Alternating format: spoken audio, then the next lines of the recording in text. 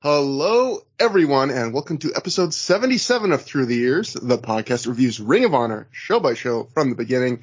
My name is Trevor Dame. The other familiar voice you will soon hear is Matt Feuerstein, and the other less familiar voice, but maybe familiar to really people that have listened to every episode, because this is their second time on the show. Our guest this episode will be someone that they've done a lot of wrestling podcasts. They make us, Matt, look like pikers. They've done the Pro Wrestling Super Show. They've done Who's Next. They've done the All Japan Excite series. And of course, last but certainly not least, they are one half of the Shimmer Herstory podcast. But what they're promoting these days, in addition to Shimmer Herstory, is the Greatest Wrestler Ever project. And Stephen Graham, could you tell us a little bit about the project? I know about it because I've been following the first one, but tell the people right now. Let's get the plug up front so we don't bury the lead here. What's going on with it right now? So back in 2006, a message board called Smark's Choice, they did a vote on the 100 greatest wrestlers ever, and that was kind of the end of it at the time. But about 2014, 13-ish, I was like, hey, Sight and Sound does top movies or every 10 years. I was like, maybe we should bring back the old GWE for 2016. And I spoke with Dylan Hales, was the main person that we kind of conversed, and we kind of ran that. And it was mostly hosted on Pro Wrestling Only. We had 150 voters, and it was a hell of a time, but it was like, we only did it for like a year leading up to the vote. And we had a lot of discussion, a lot of conversations. It was a lot of fun. And then, 2026 is 10 years after that. So we're going to re-vote. But I decided GWE shouldn't be just about putting in a one-time ballot. It should be about discussion and fun and discovering new people and sharing your love of certain wrestlers. So we've been kind of starting it early. A lot of it's taking place on a Discord, which I can give you all the link to. A lot of conversations going on there. And then every weekend, every Saturday at 12, we're doing a watch party together where we take a certain wrestler and put together about 2 hours of footage of their matches and put it on and have a chat while we watch it and discuss them. And that's been a whole lot of fun. And I encourage anyone, even if you don't plan on voting or putting together a list sounds scary to you, I think it's just a good community and we're having a lot of fun. And there's stuff that isn't GWE talk, like there's a lot of current AEW talk and such as well. That's my hard pitch right there. All right, but Stephen, let me ask you, who is going to win? Who's going to win, or who's going to be my number one pick? I'm just making obnoxious. I do think Daniel Bryan will win. Do you really? Yeah. Well, he was like 5th or 6th last time, and I think the last 10 years have been kind to young Daniel Bryan, and I think it has been unkind to Ric Flair, who won last time. So I will say it has been unkind to Ric Flair. I'm going to agree with you. You know what? Time's been unkind to a lot of us in the last 10 years, but certainly Ric Flair, definitely. But if I could just say something, actually. So for those who want to get a taste of what, the entire project will look like, and I think on a project like this, obviously, like you were kind of alluding to, Stephen, the fun is kind of in participating, not the end result. But if you go to the Pro Wrestling Only forum, so prowrestlingonly.com, there's an entire subforum that is just dedicated to this project, including, all the work that was done for the last project. And there's a discussion thread on basically pretty much every wrestler of any significance you could ever want to see, and pretty much every thread has some really good, insightful comments about it, and sometimes some full out debates depending on the wrestler.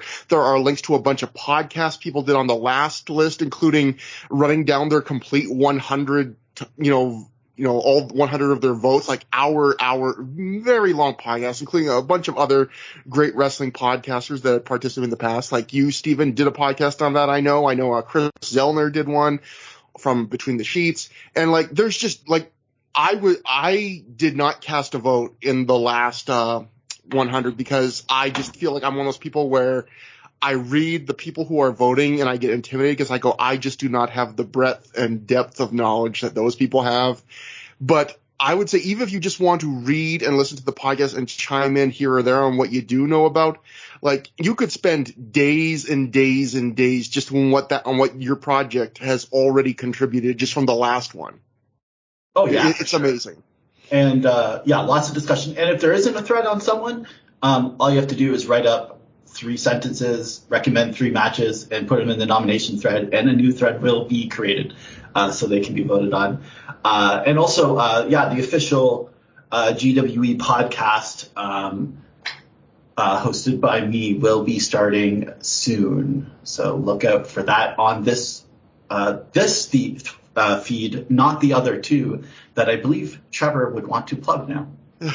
Yes, you can tell you've listened because, as always, we have 3 ways to listen to through the years. We have the Pro Wrestling Only Podcast Network, which is where the show Steven's talking about will be on, and where we are also on. A bunch of great podcasts are on. That's why you should subscribe to them, because you get to hear us, but there's all sorts of other neat stuff that will pop up. But because some people just want us and because it's easier to find our archives that way, we have a feed that is just our show. That is Through the Years. If you just search that on any of your favorite podcast apps, it will come up.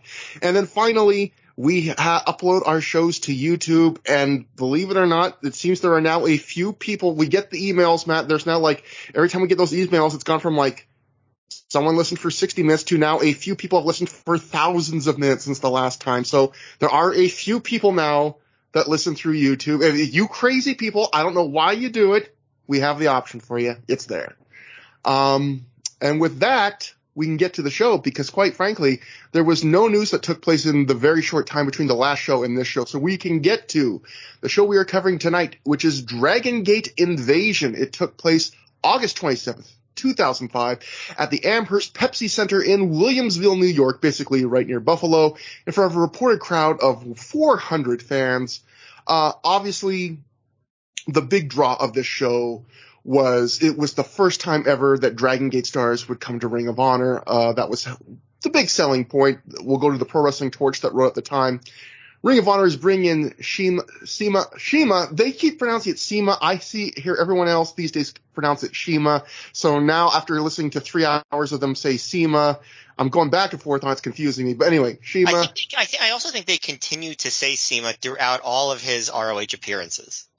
Yeah, I mean, nowadays, everyone says Shima, but I mean, I guess that this was the original version of how everyone these days now calls Pac, Puck, they're calling them everything, and well, right, Kensuke Sasaki. Then we realized was Kensuke, right?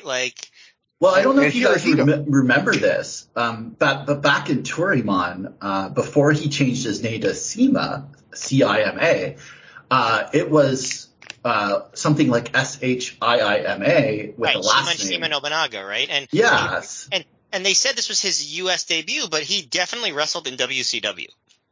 Yes, he did. But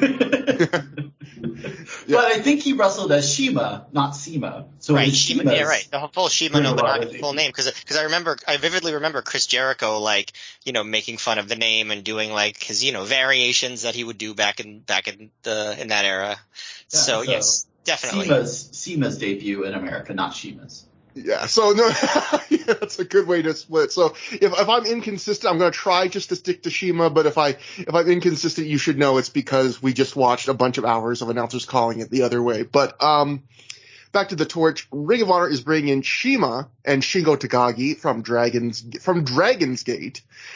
So that's the Torch. Sapolsky tells the Torch, Ring of Honor fans can expect something special from them. Quote, fans can expect to see 2 fresh, unique, athletic matches, he says.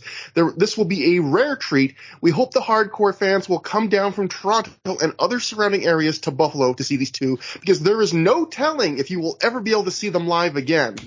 Obviously. And one fan did definitely come down from Ontario, right?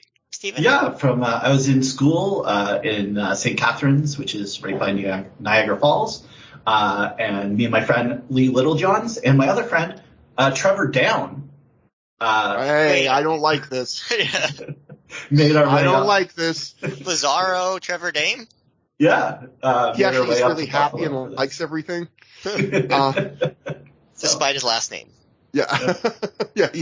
He should be Trevor up. But, yeah, so it's funny because Ring of Honor did not, as we'll get to soon in the next quote, did not draw very well generally in Buffalo. But as you can see even from Gabe's quote, you would think that this is, of all the, for those who don't know Canadian American geography, Buffalo's right near the border of Canada and Ontario. It's like probably a couple hours, if that, drive from I think Hamilton, which is a city of 500,000 people in Canada. It's in driving distance of a bunch of Canadians, and so driving distance of Toronto. That's Well, Buffalo Sabres, their home games are basically Leaf home games. Like it's all Toronto in the crowd.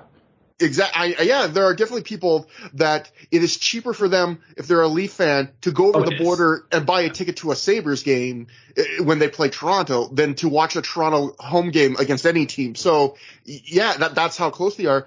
And so it is kind of disappointing in the sense you would think, you're almost double dipping because you got New York fans, but it's the closest market Ring of Honor ran at this time to Canada. It would be quite a while yet before they ran Canada proper, and they were still drawing, as we'll soon see, not enough to keep them running here. It's interesting. In fact, we'll go to the next quote. The Observer wrote about this. The August 27th show in Williamsville, New York, just outside Buffalo, was a strong show. We'll see about that, Dave. But only drew about 400 fans. If there was a positive about a disappointing sized crowd, is that it was that they were pretty much all fans that went nuts to see Shima and Shingo Takagi from Dragon Gate in their first U.S. matches. There were no sushi chants and the like when you get the fans who only know Japanese wrestling from watching Kenzo Suzuki or other stereotypical heel gimmicks over the years on WWE or WCW. So first off, I gotta say, man, this is a throwback because people might think hearing that today, especially like younger listeners, might think, what? Like Dave's being pretty cynical and weird. But as we'll talk about in just a few episodes, we are not far away from the era where that was what was kind of expected because in a few shows, guys, me and Matt are going to cover Kenta Kobashi working in Ring of Honor, and the famous story there is that he came to the building and thought, like, everyone's going to boo me because I'm Japanese, so I'm going to have to be like this stereotypical sneaky heel foreigner. And so it is sad, but also a nice sign of how far we've come. We're no longer like the expectation is like, oh, thank God no one chanted sushi at a Japanese wrestler and they actually knew who he was and was happy to see them. Like, yeah, but the WCW. Not that this crowd was short on offensive activity. Oh, yeah, no. There's that. But like WCW, they brought New Japan people all the time. They brought in Muda, they brought in Chono. Fucking Ultimo Dragon was their cruiserweight champion for a long time. I think including WCW on that is just silly. It's kind of funny, actually, like when you think about it, that WCW back then was like portrayed, especially by, WWF and its like, loyalists as like the quote unquote, and I'm not saying this, but like this was definitely how it was portrayed, like sort of like the less urbane, like more like backwoods fans, you know what I mean? Like old school wrestling fans. And and they were the ones who were way more accepting of international wrestlers. Do you guys remember when they decided just out of the blue to create a WCW Women's Cruiserweight title and just bring in Gaia girls, and that was all it was? Yeah. All that stuff is crazy. But my point is, like, WWF, which was WWE, which was the one that was based out of like New York City, and it was like, Philly and stuff, like that was the one that really cultivated the racism in the fan base, like against Asians, like, and also from Latinx people, like just way more ethnocentric than WCW was. Not that WCW was perfect. I'm not saying that at all when it comes to that stuff. But like, they got sued for being racist. Yeah, right, exactly. And yeah, I mean, they were racist in a lot of other ways.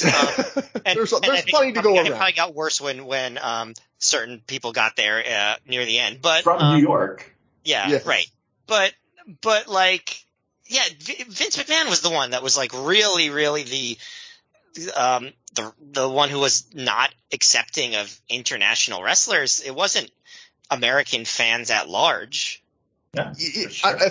I think this might be also the way WWE/WWF cultivated, but I think another difference might be, Matt, to your point, would be I think there's something about the WCW wrestling fan where, especially back in like the late 80s, early 90s, like if you were a good wrestler, like they would just accept you. Where in WWF, I think you saw more often good wrestlers if they didn't have a character, because they would be kind of just ignored. Like, I guess the example I would use would be like Great Muta and Jushin Liger got over in late 80s, early 90s WCW when they appeared because they were great wrestlers and those fans were like, hey, these guys are awesome.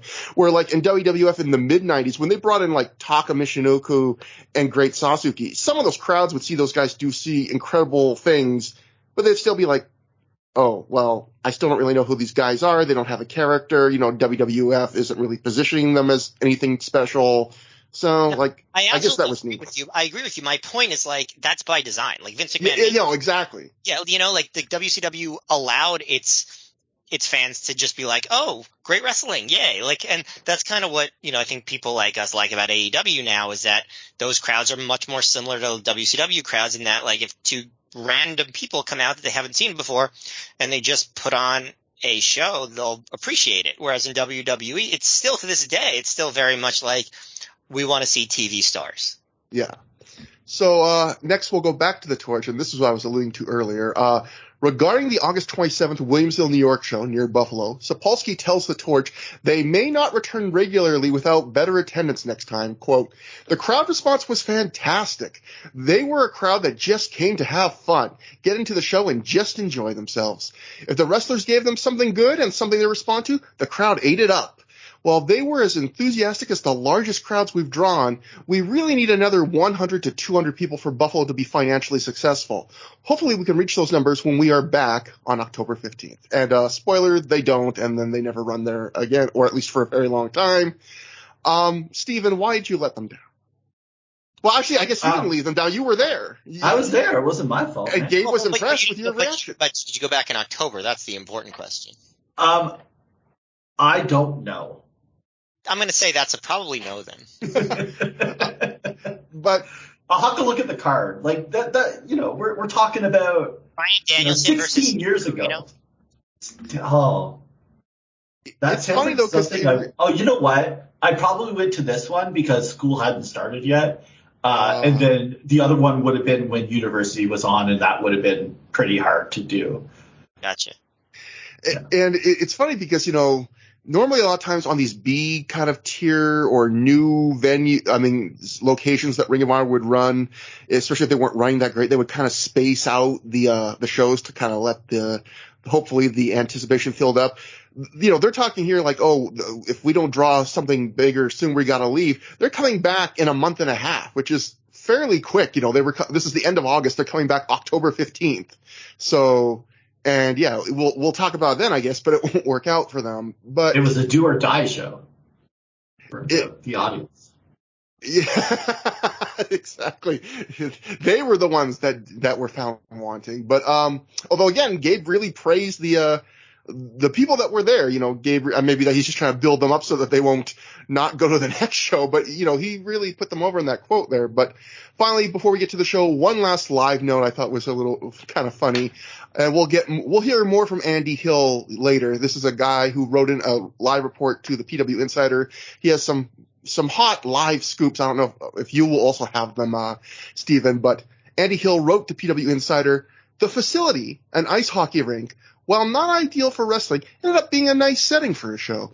Our general admission seats were in the bleachers behind plexiglass, and we had to climb up through the penalty box to get to them.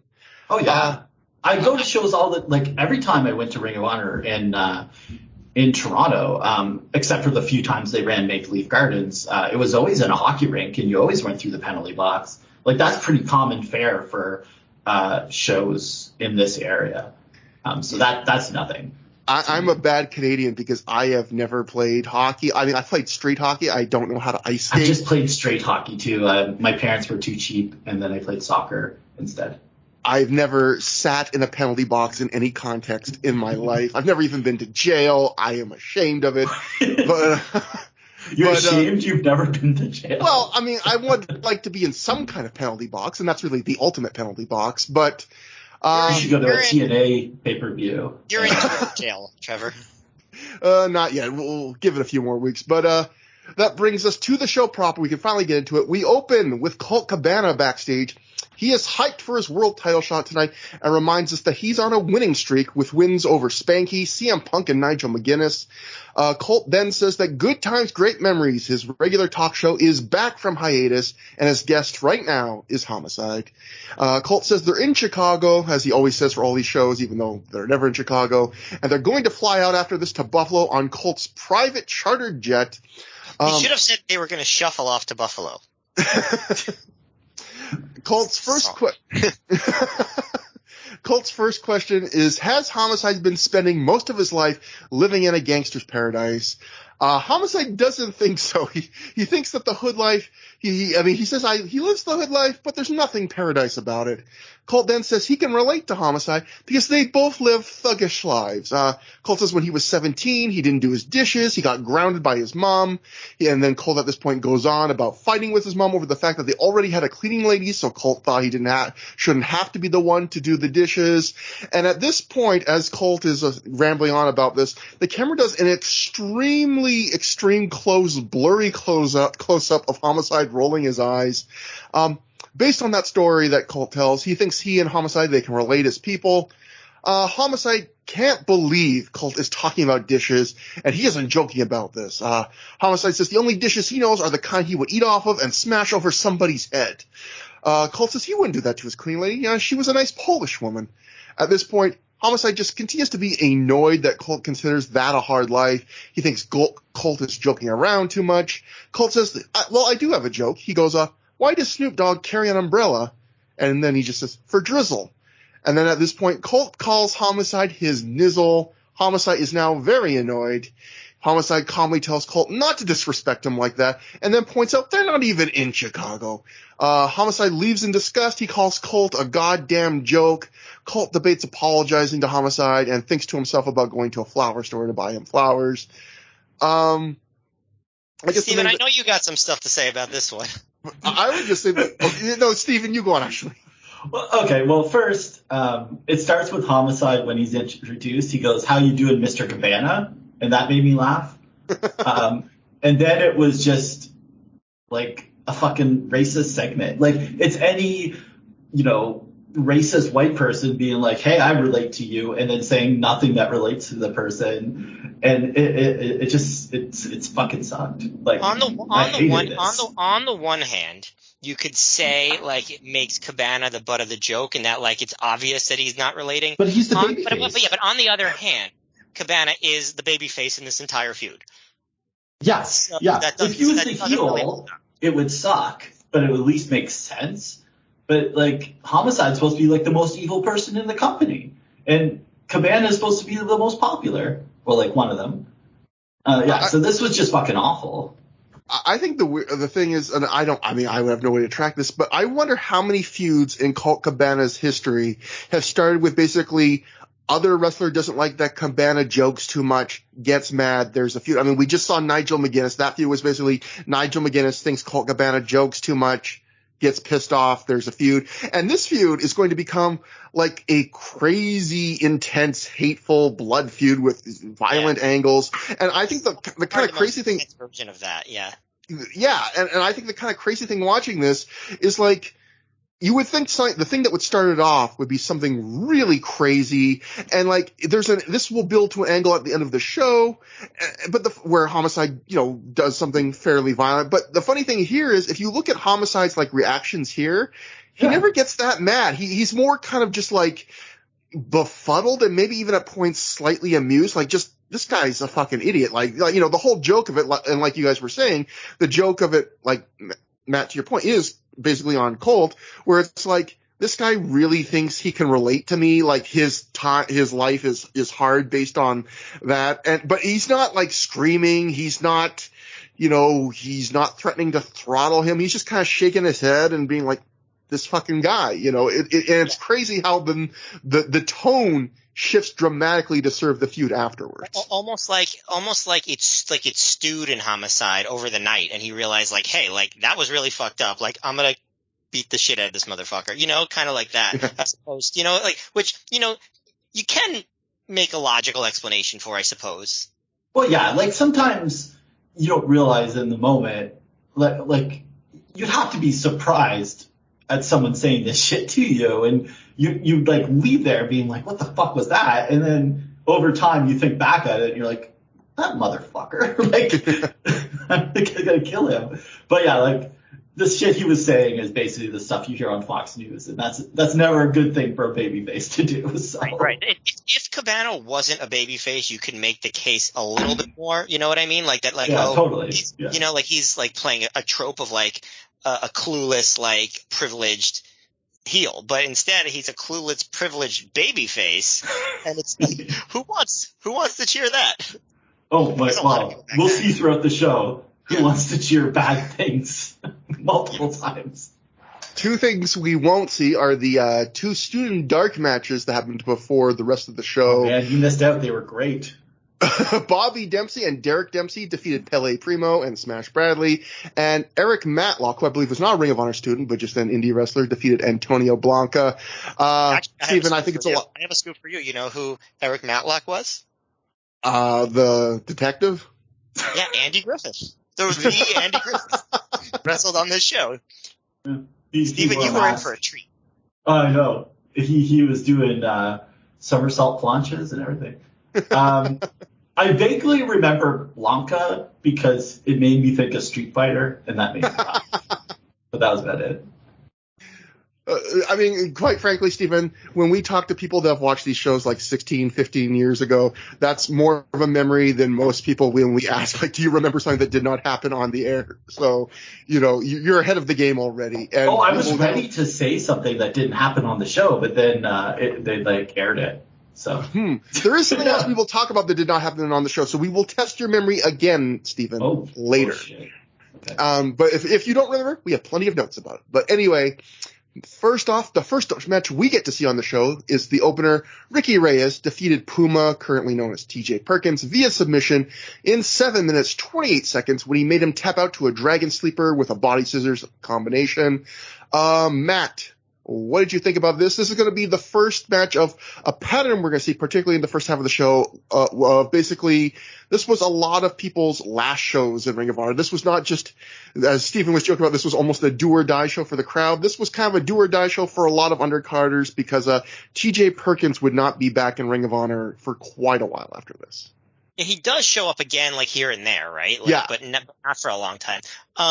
Yeah. So a lot of times on these shows, like, a opening match will get a bit of a bump from the crowd because it's the opening match. You know, I mean, that's true of any wrestling show ever, right? You know, people are excited for a show, so the opening match is hot no matter who it is. Not this one. This match did not have any heat.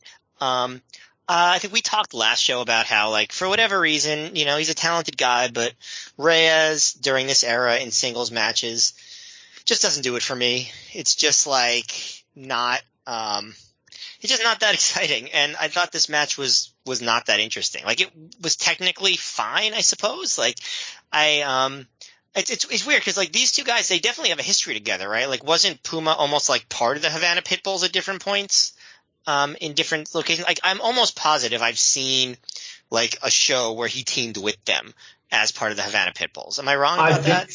That sounds familiar. Yeah, like not in her match, obviously. But it does sound familiar. And I would think, would they know each other also from like the New Japan Dojo? Like that's probably why. I think they both did CMLL together too. Yeah. Yes, so there should be some familiarity. But this match didn't come off like that. Puma was wearing like the kind of like those loose pants, like almost like the ones that Rocky Romero wore when he was Black Tiger. He was doing like not just his outfit, but like that too, the pants. But his whole the whole way he worked the match, the whole style, it felt like he was doing an exact Tiger Mask ripoff. Yeah, I mean, I guess that's basically sort of what he was doing. And they were like, you know, like Reyes did the stiff kicks as usual. Puma did like a dive at one point. They both kind of kicked each other. Puma hit a tombstone at one point, and it actually was probably my favorite thing in the match because it was a very interesting looking tombstone to me. Because usually when someone does a tombstone, they either jump or they kind of like pick up, stand up on their toes and drop down like the Undertaker does. And Puma just like grabbed Reyes and just dropped. And I thought that was a pretty cool tombstone. I assume he's not the only person that does that move, but I don't remember seeing it very often. And I thought that was really cool. But otherwise, pretty unremarkable. Steven, what did you think? I mean, were you sometimes when you go see a show live, like, the first match is exciting no matter what, just because, hey, we're seeing live wrestling, I look forward to this. But as Matt mentioned, like, this crowd that, gave praises, not too into this, even with that opener kind of buzz. Yeah, I guess because my local indie in St. Catharines, they actually were pretty good, and we were going to those shows monthly. Like, those cards were filled with the 10 count guy and Eric Young and Tyson Dukes and Cody Diener, Beth Phoenix was there. I forget her name, Angel Williams, or I forget what her name is in Angelina Love? Yeah, Angelina Love. So all those people were there. So we were Bobby Roode. So like I was watching those people monthly having like awesome shows. So it wasn't like, oh my God, I'm seeing wrestling live. So any match is like gonna drive me nuts. But this was it was solid. Like the work was good. Everybody, hit their stuff. My favorite spot was the Ricky Reyes did like a spinning sit-out powerbomb that looked really cool. But the thing that really got to me on this one is like there was a Dragon Sleeper, and the moment Puma tapped out, it cut. And it like cut to backstage or whatever, and it just made me think of my brother. I remember I was like, there was this match on Nitro. I wanted him to tape for me so I could watch it because I wasn't gonna be home, and he like the moment the 3 count hit, he cut it. So he hit stuff. So that just made me think of that. So that made me laugh.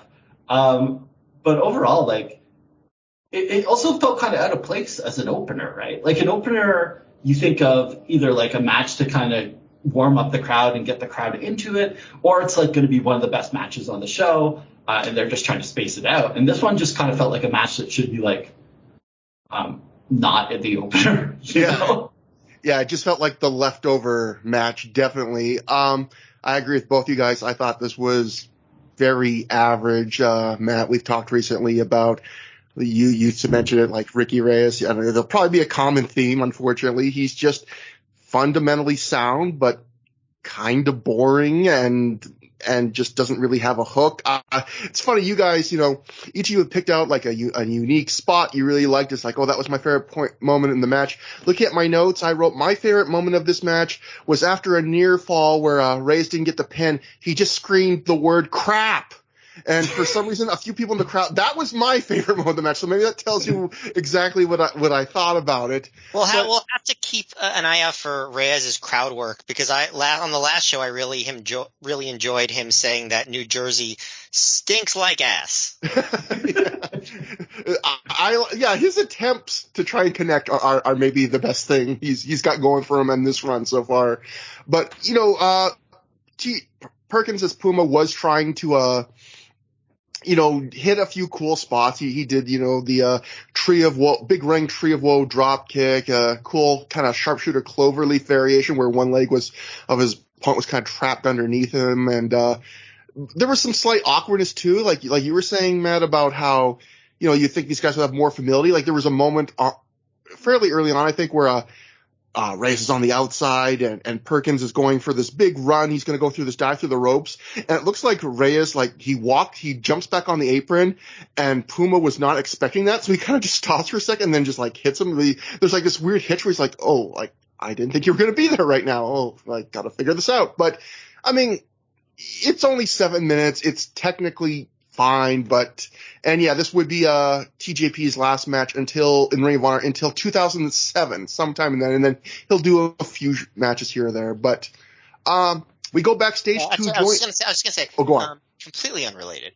But since you mentioned the Tree of Woe, I was thinking last time I saw a match of the Tree of Woe, it sort of made me think, I wish that Joey Lawrence had a wrestling run, so he could have done a move called the Tree of Woe. That's all. I'm surprised there wasn't like a Shakara commentator that made that kind of joke. Like there had to have been, I bet. Well, I mean, if David Arquette can do it, I feel like Joey Lawrence could have done it. There would have been I want to see now, I want to see Bray Wyatt, if he goes to Impact or something, and do a thing like, I'm going to bring the master of misery, and then I'm going to show you the king of woe. And then, of course, it's a big Joey Lawrence cameo. It's like, didn't say what kind of woe. And people would go, oh, it's so meta. It's the magic Bray is known for. He's thinking 3 layers deep. There's so many, it's a comment all about the story of Blossom and how success, doesn't always last forever. And although now Mayim Bialik, in jeopardy. So, I mean, I guess success does last forever. You see some of those comments about vaccinations. Oh boy. Oh. Anyway,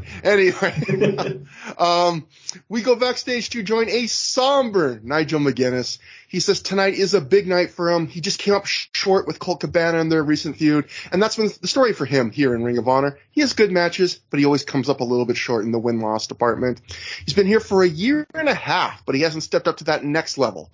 He says that the truth is he's getting on. Everyone gets injuries. Eventually you have to look in the mirror and ask yourself, are you going to be a mid-card guy all your life? Is that what you're going to be? And Nigel says he doesn't want to be 40 years old, barely able to get out of bed, barely able to pay the bills. He wants to make it to the top of this business, and to do that, you have to beat the top guys in this business.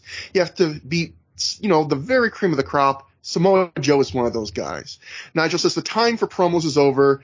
In it to win it is passé. He just has to win tonight, period.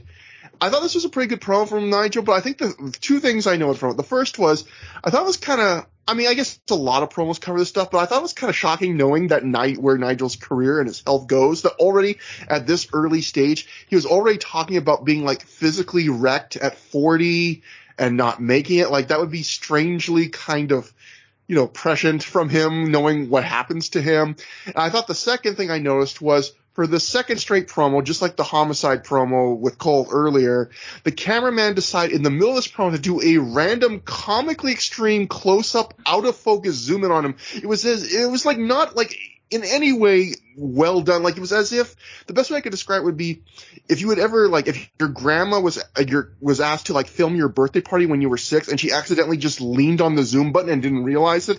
That was basically the effect this zoom had on this promo. It was just like, whoa. What that to quote Joey Lawrence, the master of whoa, way too far in. But did you guys have any thoughts about this promo? I mean, I wrote down, am I a man or am I a Muppet? So for me, actually, I had a few thoughts because, like, I've realized something watching Nigel's promos, like over the past, few episodes. His promos are really all over the fucking map during this era. Like, because sometimes he'll be like the over the top, like heel, like, messing with the crowd, insulting them, which we'll see more of, I think, now that he's wins the title. But like, then sometimes he'll do a promo like on the last show where it's just like him, like, I've been up 36 hours sniffing glue. I'm ready to kill somebody, like just like random wackiness. And then there's this really like somber, subdued, like, I don't know what I'm going to do. Like I feel like the world is a nightmare, like just like one of those kinds of promos. And it's like, and I'm pretty sure like this like continues, like his promos. I don't know if I can think of any other wrestler who has more inconsistent promo tone than Nigel McGuinness does. And I'm not even saying that any of them are bad. It's just weird. Like he really is all over the map, and he's a good promo. It's just like, it's weird. Do you, my memory, even though I've seen all this, is really bad. Do you remember this ever settling into one thing? Like, or do you think this is just a case of a guy at this stage of his career, he's looking for something that sticks? Or do you think do you think that continues for a long time? I think that he'll get more consistent, but like, I can think of some promos, like even like a year after this, that I'm like, oh wow, that was weird. Like, like that was just different. So like, I do think he gets more consistent, but I do think like you'll still see examples of stuff like this where it's like, oh, that's different and kind of inexplicable. Steven, do you have any thoughts other than other than the Muppets? Yeah, I'm always thinking about the Muppets. But yeah, I noted here that it's weird that he lost a feud and gets a title match the next show. And I know in the match, Prazak tries to explain it. He said, like, he beat this person, so he's getting a title match. But then in the main event, they go on to say that because Colt beat him on the last show, he got a choice between getting the world title shot or a pure title match, and he picked the world title. So somehow that means Nigel gets the pure title shot. And I wonder if Colt decided he got a pure title shot, would Nigel just get a fucking world title shot on this show? Like, I don't understand the consistency of the booking here. It makes no sense to me. Yeah, I mean, back the contenders circle / ring slash among no other things. Ballot. But I mean, it's hard to always consistently get the Ring of Honor website on the way back machine, so I don't always get good stuff from there. But so they might have written things there at the time that I am not able to read nowadays. But I can tell just from us watching each show, like on the last show, they really emphasized that the winner of the Colt Nigel match gets a title shot. They get to choose, what title they have. But Matt, you just watched that show with me. I don't think they ever emphasized or even mentioned the idea that the loser would get a title shot like the leftover, And so, yeah, it is bizarre, especially when the way this works out is at the end of this night, the guy who won that feud doesn't have a title. The guy who lost that feud with the skip that the winner gets a title shot now has a championship at the end of this night. So I'm going to guess just from, again, I don't remember this specifically, but I'm going to guess just from reading the ROH news wires a lot back then, that it was probably just something like, Nigel McGuinness showed such great effort in that match, and that was such a great match. And both, even though we lost, both competitors were winners in that feud, so Nigel deserves that shot, and Samoa Joe wants to give it to him after their last great match against each other, something like that. Like, that would be my hunch, is how they explained it on the internet. Yeah, well, we can only guess, Matt, because so much of that lost in the sands of time, but not lost in the sands of time. A 4-quarter survival match. Chad Collier defeated Davey Andrews, Jimmy Jacobs, and Kevin Steen in 10 minutes, 34 seconds when he made Andrews tap out to the Texas Cloverleaf. Again, continuing a trend, this was Kevin Steen's last match in a Ring of Honor for quite some time, well over a year. And I have a few comments he made about that. But first, Steven, you should get to go first on this match. What do you think about this? I will say, as someone that watched we've now seen all the Kevin Steen matches in Ring of Honor basically up to this point in this run. This was the match that definitely he felt like he had the best connection with the crowd. Yeah, the crowd was into Steen definitely in this match. Let's see, my comments. Davey Andrews in this match seems out of place. Chad Collier, for someone who isn't paying as much attention. Like, I'm basically going through through your podcast. He seems out of place in this match too. So it's an interesting group of 4-way people, and it was an interesting way to start, where it's just like Andrews and Collier doing mat work. It definitely picks up a lot when Jacobs and Steen are in it, and I find it very interesting at this time when they keep calling Kevin Steen big, when he's like not really that much bigger than anyone else, and he ends up getting much bigger. So it's just very weird to kind of hear that commentary.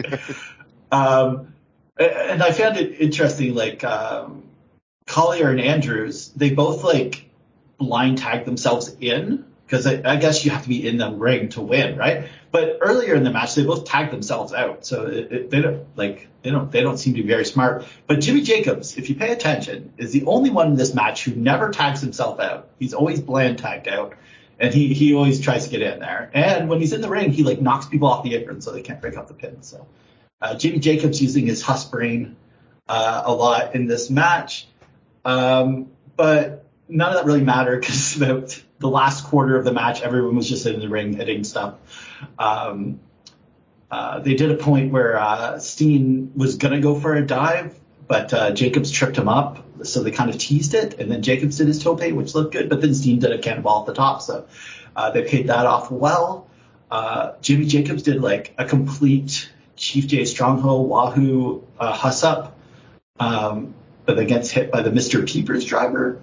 I just wanted to say that name. And then, Prazak admits that that's just Punk's name, and he was like, I don't know if that's actually what it's called. which was funny. So it all just kind of breaks down, and then eventually, Jimmy Jacobs goes for a counter code, and he's just kind of tossed to the floor.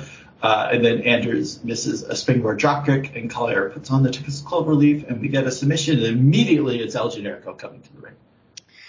Yeah, I thought this was a very standard Ring of Honor four-way, slightly above average as a wrestling match, like just decent. It was fine. It had all the usual four-way tropes where they adhere to tags at first, it breaks down the final minutes, there's a few multi-man spots, there's a few dives to the floor. I do think the story of this match in some ways is Kevin Steen, to a lesser degree Jimmy Jacobs, because like you said, Steven, I think, Chad Collier just kind of dominating the young Ring of Honor student Davey Andrews, that's fine, but like the match is always more fun whenever it's Jacobs and Steen step in the ring, particularly I would say Steen. And I would say the story of this is, I watched some clips from some old Kevin Steen shoot interviews, and he's done a lot of them to get his kind of thoughts on this being the end of his first Ring of Honor run. And he said, I think he said, didn't quite say it clearly, but I think what he basically said in one of the shoots was, that he kind of knew going in this was going to be his last Ring of Honor match, because the way he says, he and Generico, they weren't getting booked on every show, but basically like, after every booking, they'd be able to say to Gabe, like, hey, like, when's our next date? And Gabe would always have a date for them. And so he said, like, this time we were like, okay, where are we doing after this Buffalo show? And Gabe said, I'll have to get back to you guys. And so he was like, we basically knew at that point this was probably going to be it. And Steen said, this run hadn't been going well for him. He was talking about how on this run it was a lot of your third match on the show, although ironically on this show, he's the second match on the show. You got 10 minutes, don't do too much, don't burn out the crowd. And Steen, he said he just felt like he wasn't himself. And he said, this match, I decided, fuck it, I'm just going to go out there and I'm going to be myself. And if you watch this match, from the second he steps to that curtain, he's talking to everybody. He's talking to the cameraman. He's talking to the crowd. When he takes bumps, he's like making extra loud yells and stuff. And I know some people don't like that about Kevin Steen on the indies, but it wins this crowd over. Like, the crowd at first, there's a few people booing him, and there's a few people kind of not reacting to him. By the end of the match, in the final few spots he does, he's just getting cheers. Like, he definitely wins the crowd over. And on the shoot where he talks about this match, he's like, it worked. He was saying, like, I was actually being myself, and the crowd was, responding to me in a way they had never done in any other of the matches I had in Ring of Honor. And yeah, I think he's the stand-up performer in this match. He does some cool spots, and just his usual offense worked into a four-way, but like he does like a big forward senton to the floor, stuff like that. He gets a couple Mr. Wrestling chants late in the match. But overall, standard four-way, I think it's most notable just for being that very small piece of kind of Kevin Steen career history. But Matt, what did you think about it? Yeah, I mean, you pretty much said what I was going to say about this. This was about Kevin Steen, like, clearly being a different version of himself than he has been in any previous ROH appearance, and standing out as being like a really great performer. And I guess, like you mentioned, there were just people that didn't like that aspect of Kevin Steen when he was on the indies, but I guess Gabe was one of them, because like I would always want to ask Gabe, like, why after this would be the time that you feel like Kevin Steen isn't worthy of more booking? Because he clearly did a great job in this match. It wasn't a great match, but that wasn't his fault, and he clearly got over. And I would have been like, okay, we're gonna definitely see more of him if I didn't already know that we weren't for another year and a half. Well, Gabe is anti-Canadian, very clearly. I mean.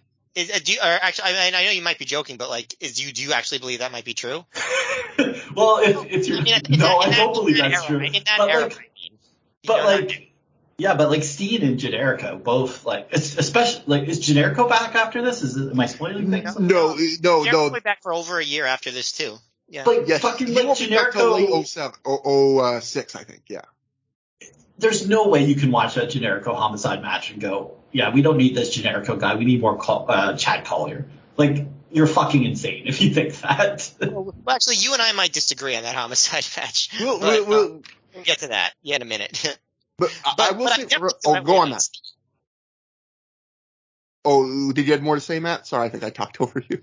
No, I just said I said I said Steven and I might disagree about the Generico match, but I definitely feel that way about Steen. Like that, there's no way you could watch this and be like, oh yeah, we don't need any more of this guy.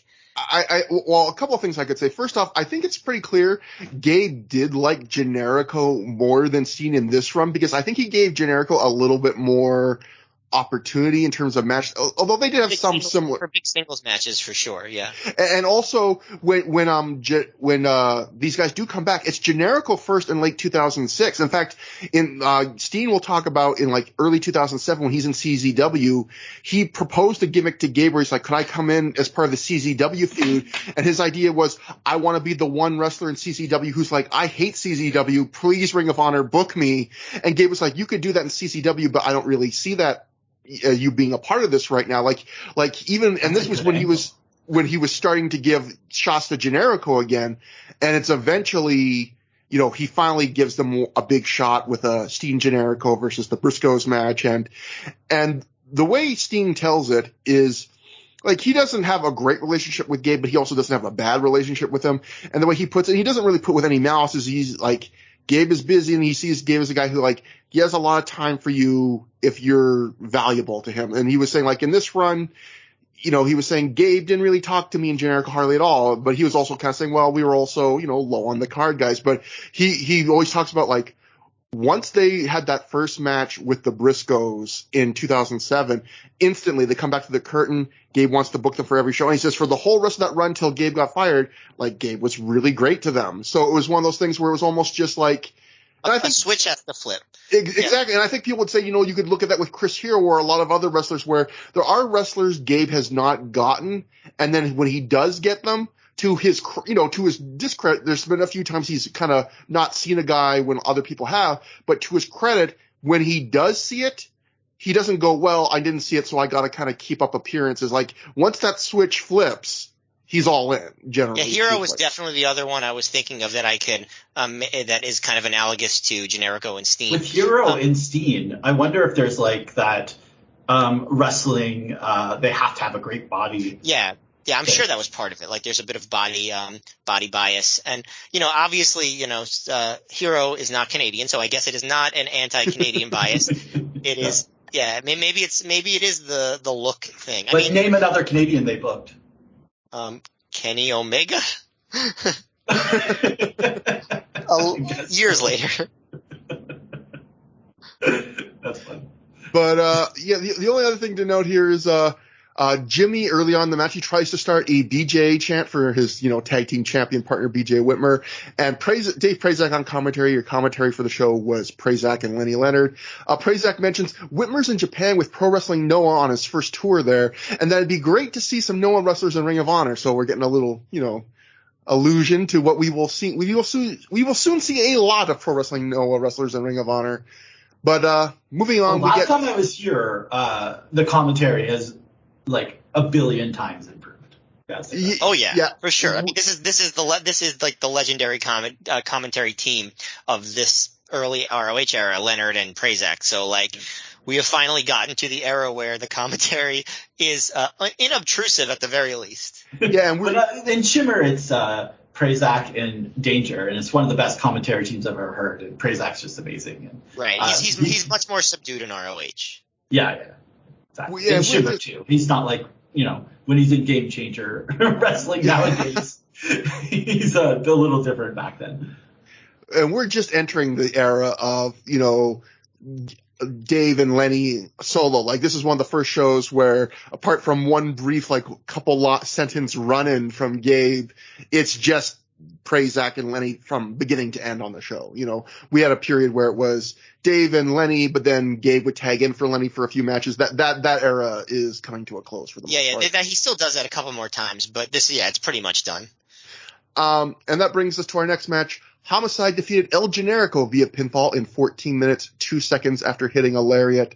So, it's my turn to go first, and it's funny because I feel like we basically know it's going to be a split between Matt and Steven, and I'm the tiebreaker. I'm going to be on Matt's side here, not to support my boy. Oh, I didn't say the match was great. I just said that Generico is someone that you should push. I think this was. You know what? I might be inclined to agree with you because I'm going to say this was disappointing. I think it was slightly above average as a match, but for El Generico and Homicide, I think you see that match on paper and see that they get 14 minutes. You go, that's going to be a friggin' banger. And it's nothing close to that. And I will say, going to your thing, supporting your point, Steven, I would put that more on Homicide, which is strange because Homicide's one of the most consistent wrestlers, I would say, on the indies or period around this point. And here's the weird thing. The weird thing I would say about this match is Homicide's a wrestler, I think, who more than most puts in like top effort almost every time he's out there. And while I wouldn't say he mails it in on this match, the way I would describe it is he works this almost like it's a syndicated, like C-level wrestling show from a major promotion, and he's a house show vibe. I wrote that. I definitely wrote house show vibe on my my notes for sure. And he's going over an enhancement talent, and he's giving them a bunch of stuff, but you know he's winning in the end, and this is just a house show, like keeping the local guy kind of like make him look like something, but Homicide's not really like he's not gonna make him look great. He's just gonna give him some offense. Yeah, it totally felt like that. Yeah, and he doesn't eat him up, but he also doesn't really treat him like a threat. Like they're I guess the way to describe it is there's a Homicide usually is always making, again, really puts all of himself into things, and he's treating this like it's not really that big of a deal or that big of a threat. Like he's kind of joking around with the crowd.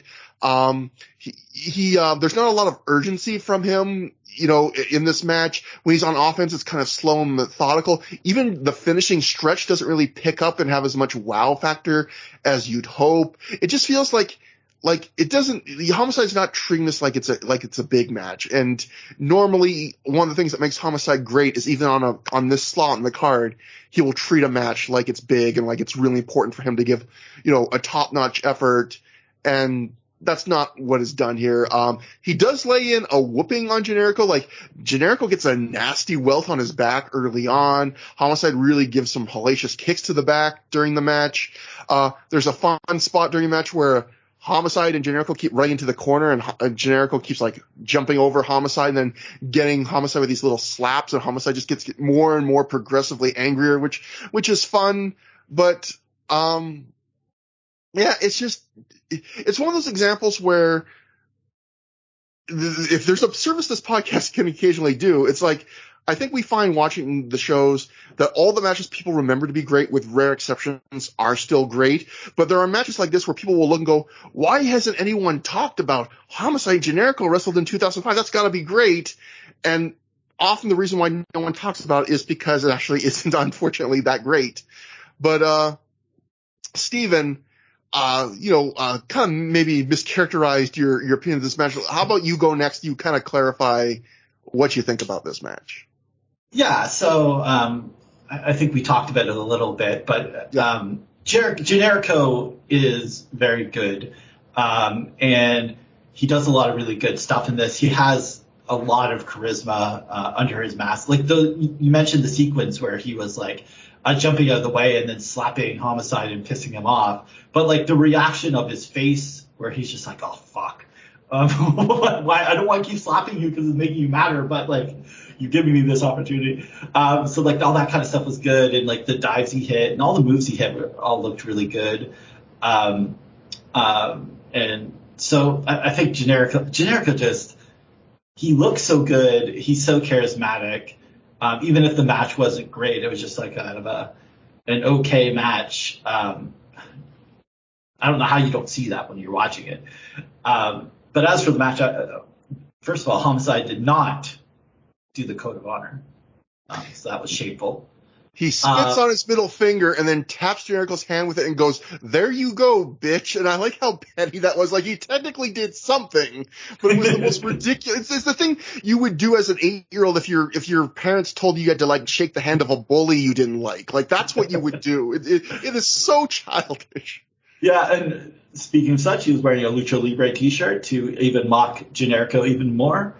And he also started the match like Aja Kong, just throwing him to the floor and kind of tossing him around. But even that, like you said, it didn't have the intensity that you would expect Homicide tossing someone to the floor and beating them up around ringside would have. It's almost like Homicide knew Generico was leaving. before this match happened and wrestled it that way. Maybe he had a talk with Gabe. But yeah, Generico's good, and regardless, even if this match isn't great. Matt, what'd you think about this?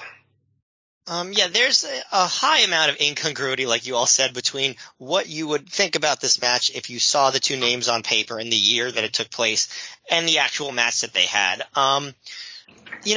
And I'll make this point a little bit more later, but like that's pretty common in ROH in this era, depending on position on the card. But I'm gonna save my bigger point on that until a little bit later. But yeah, I mean, like you said, this is Homicide that made the match not so great, not because he's not good, but because he chose to have a very loose and laid back, like I'm just going to have fun. Whereas I'm sure if he said to Generico, okay, let's go tear it down, Homicide's the one with the status in this match. So Generico would have been like, yeah, whatever you say, man, like, let's do it. Like, and I'm sure he would have been game. And Homicide just, he obviously led the match, and it's not like he ate Generico up, but he was just chilling, he was just like having some fun, walking around, like acting silly, and then they just did some moves in between that. And, like always with these matches, it gets more intense down the stretch. But even like Homicide, he hits a couple of short arm clotheslines that are pretty weak by his standards. And then he hits a regular lariat for the win that's much more forceful. So I guess he makes up for it. But I guess this was just Homicide's chance to just showcase his personality a little bit, just have some fun around there, which is also kind of funny when you think about it, because this is also, like we said, when he's supposed to be getting mad about what Cabana did to him. But instead he's just joking with the least mad that he ever seems during this match. Yeah, not that good. Did he ever have a Ring of Homicide shirt? I'm not sure. If he did, it would have been probably a year after this, but I don't know. That's a missed opportunity right there. Well, there was a show they named a show Ring of Homicide, like one of their events. They named two of them Ring of Homicide. That's right, Ring of Homicide 2 also, yeah. In fact, Ring of Homicide 2, I believe, is Gabe Sapolsky's final Ring of Honor show ever. So, that's hilarious. So,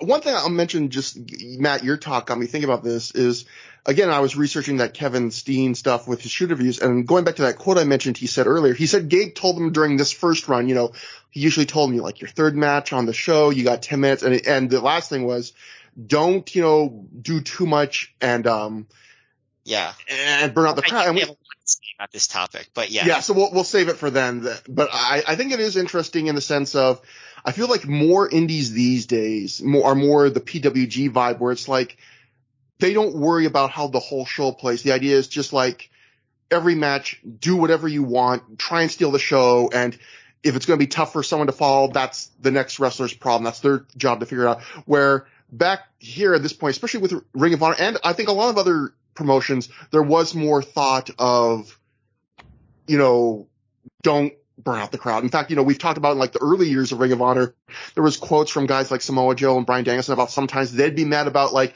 if the semi-main event was some crazy scramble match where they did 18 million things. I think Joe famously once said to Gabe after watching one of those scrambles, like, great, now I have to go out there and shoot Homicide with a gun to top that. Like they were not always happy with the idea that they would have to follow something absolutely insane. I think sometimes they booked with that in mind, that we can't do everything. But Matt, I know you said we'll have other things later, but I have something I want you to talk about right now, which is our next match. Curryman defeated Shingo Takagi via pinfall in 12 minutes, 10 seconds after he hit the spicy drop, which was Curryman's finisher, which is basically like, imagine a burning hammer, but instead of the guy landing on like his head and neck, he just keeps rotating and just lands safely on his face, on his stomach.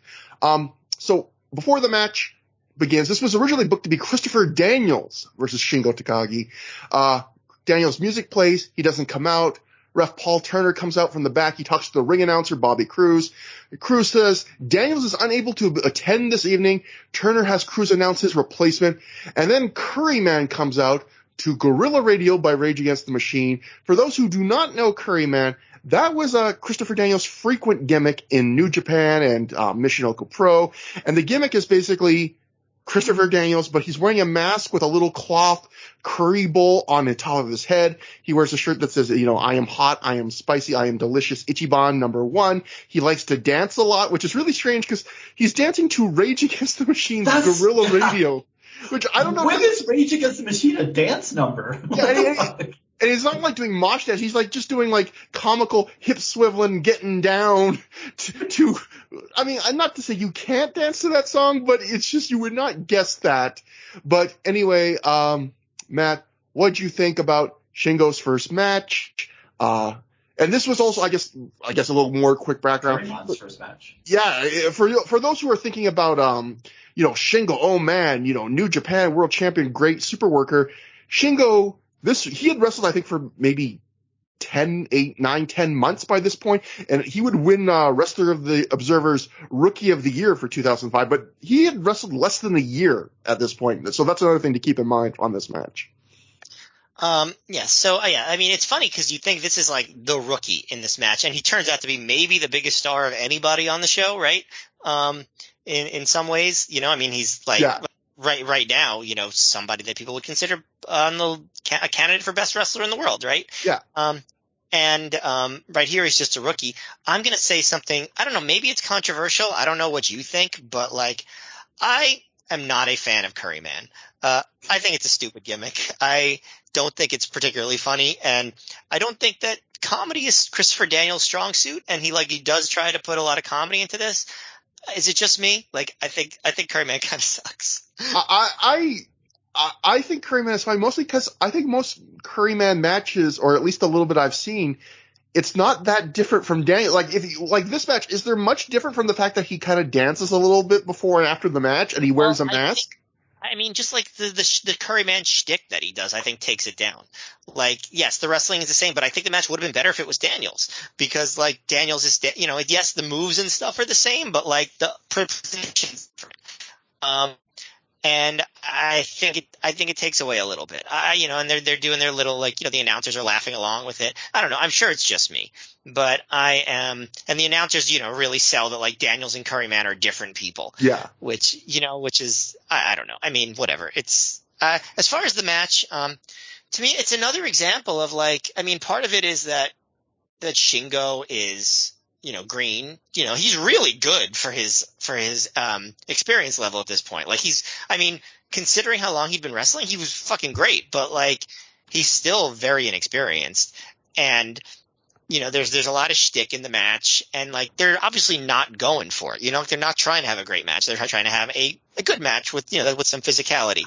And you're right. Curryman does a lot of, Christopher Daniels spots, Step Up Enziguri, the Blue Thunder Powerbomb, the BME, I thought that was very nice of him to do that because we didn't get to see Daniels, so he got to get some Daniels tribute spots. That's right, yeah. He also does this spicy drop, which I wrote down, but I don't actually remember what it was. It's like a burning hammer type of thing.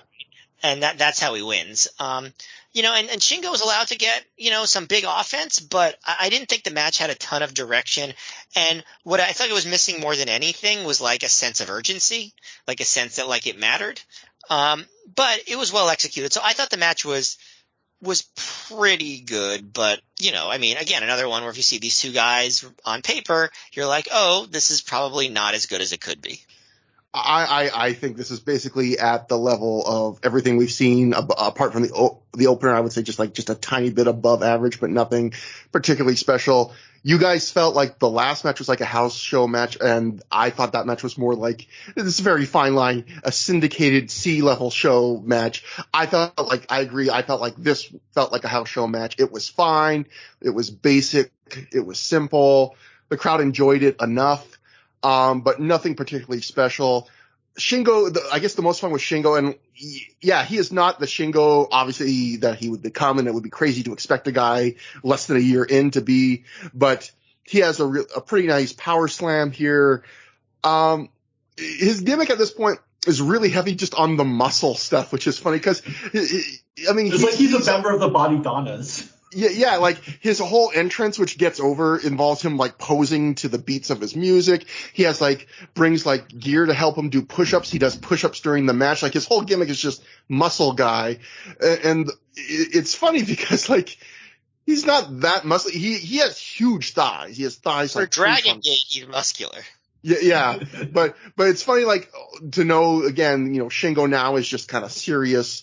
his gimmick is just he's goddamn Shingo and he's awesome. But back then, starting out, he very much was more of everyone has a one thing gimmick kind of guy, and he had that.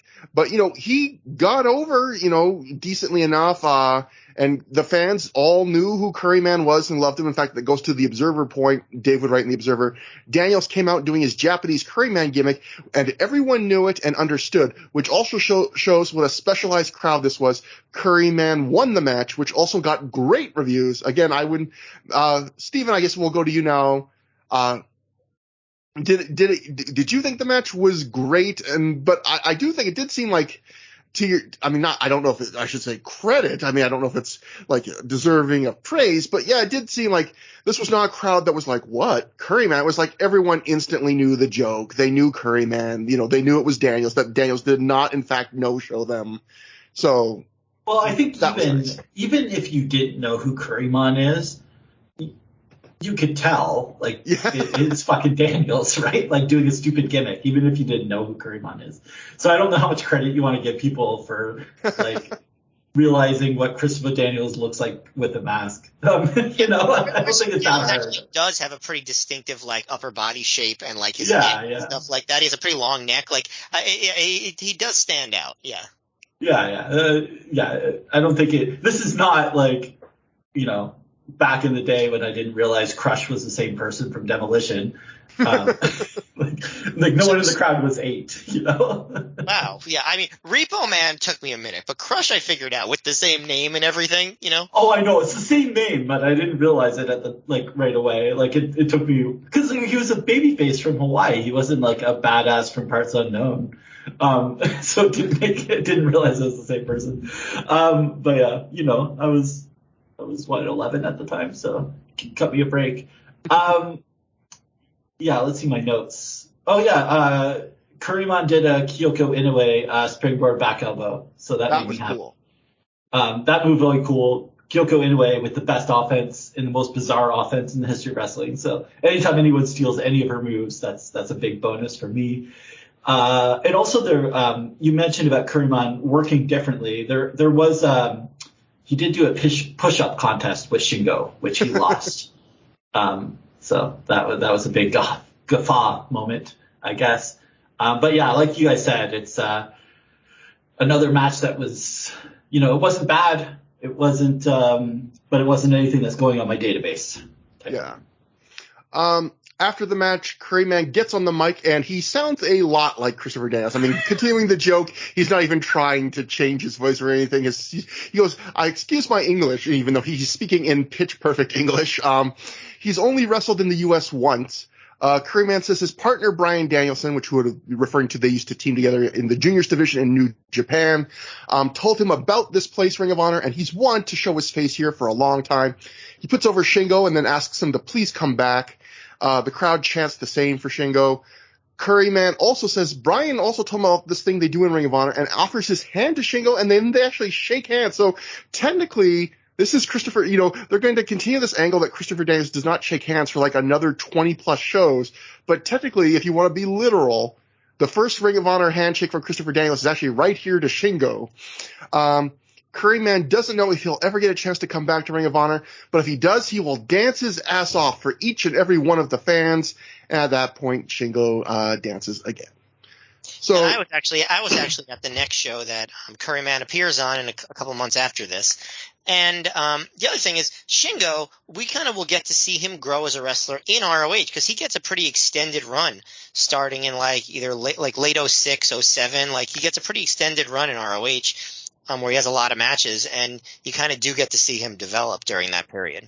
Yeah, Shingo basically goes on a year-long excursion in the U.S. Indies, and Ring of Honor is a big part of that. So we will see that in the future. Ring of Honor pure title match next. Nigel McGuinness defeated Samoa Joe via pinfall in 14 minutes, 46 seconds after he hit the Tower of London. Yes, in fact, Nigel McGuinness wins the title from Samoa Joe. Maybe fans didn't realize how big a moment this would be in Nigel's career at this moment, but it turns out to be started kind of a career-defining run from him. It all begins here. Steven, what did you think about the match? I would like to open up a discussion on why you all are so accepting of the pure rules, which are, I think, throughout this match, are kind of weird and bizarre, and why you guys shit on the European rounds match.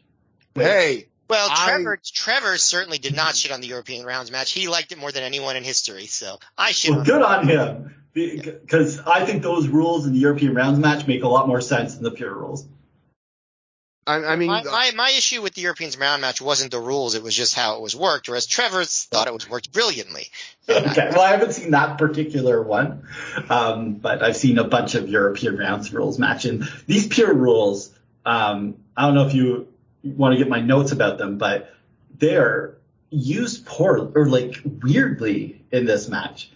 So like, first of all, there's no closed fist, right? Yeah. But like, we've seen 100 closed fists on this show. So like, banning something that we've seen 100 times on one show seems rather bizarre.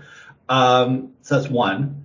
But yeah, Joe loses around one of his rope breaks because he does a punch or whatever. Yeah, so basically the rule is like your rules, if you do one closed fist, you get a warning. You do more than one, you lose a rope break. Okay, so he does his first punch and he gets a warning, I guess.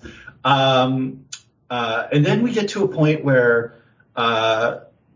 Nigel is he gets put in an arm breaker. Oh, so they do the spot where he's going to do the jumping lariat off the ropes, the springboard lariat, whatever you call it. And then yeah. So he goes for that, and then Joe catches him with catches him off of it instead, and then puts him in an arm breaker. And then he goes to the ropes to break. So he loses a rope break there. And then they repeat that spot later, but the other two people. So that was neat, I guess. But then there's a point where Nigel bails to the floor, and then Joe goes for a tope, and he gets hit by a fucking chair, and that counts as a single rope break. Yeah. So like, literally, you could start the match, hit him with the chair once, hit him with the chair a second time. That's 2 rope breaks, and then pin him, and the match is over. Well, so like just so you know, this is the first time that has ever happened in a pure match, and I am not accepting of that. Like, that's insane. Like, in a pure wrestling title match, they're like, oh yeah, also you're allowed to use chairs. like it's the same thing as grabbing the ropes. That's what those are the two equivalents. Yeah, that blew my mind when he hit him with the chair. He's like, well, you lost a rope break. I was like, what? Okay. Oh yeah. So after that, after my many question marks I put on my notes, I made that comment. Okay. And then they redo the lariat off the rope spot, but this time, Nigel, learns, and he does the armbar, and, Joe gets the rope. So they do that. And then Nigel's like constantly putting on submissions to try to get Joe to grab the ropes, but instead Joe just kind of canters out of them.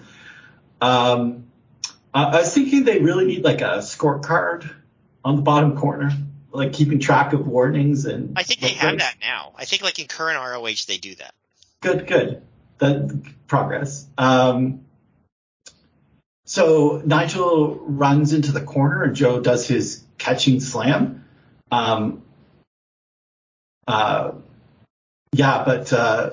Whoa, what did I write? Okay, but Nigel counters it the first time, and then they do it again, and Nigel doesn't counter it, and that was confusing. And then Nigel does his headstand in the corner. Joe really slows the arm. When Nigel does the headstand, he gets kicked in the head, and then the Tower of London gets a 3 count because Joe puts his foot on the ropes, but he has no rope breaks on. This match didn't do it for me. So it's funny. How many pure matches have you seen recently? Like, it's been a while, to be honest. Because I used to watch them back in the day, but it has been a while. Yeah, I mean, I know you've seen. I watched one like 2 years ago because Allison Danger and Becky Lynch had one on Shimmer, and it was really good. So Matt and I, obviously, we've reviewed a lot of pure matches, and so people know our thoughts on the rules. I'm a little more against them than Matt. I think good matches can be had if you really work to them, but I think they're kind of convoluted, and there's more matches I've seen that are just either kind of there or where the rules actively kind of make it weird. But I would say this match, it was not particularly great. It was probably disappointing for a Joe-Nigel match, but I would say this was a decent, solid, good. It was like my favorite match of the show up to this point. I would say it succeeds more as storytelling. That's fair. than as a match. Yeah. Like this match is all about starting the Nigel heel turn officially. It's been kind of in and out for a while now, and you know, giving him the title and giving a Joe a reason to lose the title. And so yeah, the story is Nigel he's breaking the rules. You know, at first he keeps finding chances to hit Joe with a closed fist behind the ref's back. Joe gets pissed off, hits a punch in front of the ref, gets a warning. And then later on, you know, Joe eventually gets the advantage. He's going to go for the elbow suicida dive through the ropes. As you mentioned, Nigel grabs the chair, hits it. That costs him a rope break, but it's a good trade for Nigel, like you were saying. And that kind of turns the momentum of the match back. Then later, Joe loses a rope break with another punch. Now, the thing that I like all of this, I like the storytelling of, even if the chair thing is kind of ridiculous, I like the storytelling of the way Nigel's going to beat Joe is he's going to, you know, break the rules every way he can. You know, that's going to become his character, and he's going to be the master of the pure match because he knows how to break all the rules. Now, the thing I don't like about this match is all that I just talked about, those like 2 or 3 spots.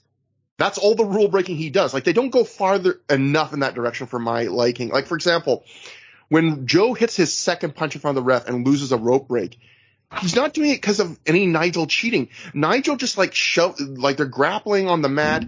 Nigel pushes him off with his legs, and then Joe just gets frustrated from something that's completely legal and throws a illegal punch to Nigel and loses a rope break. And it's like, you very easily could have had Nigel like sucker him in and cheat behind the ref's back and get him again to throw an illegal punch. Instead, it just looks like Joe loses his cool and does something dumb.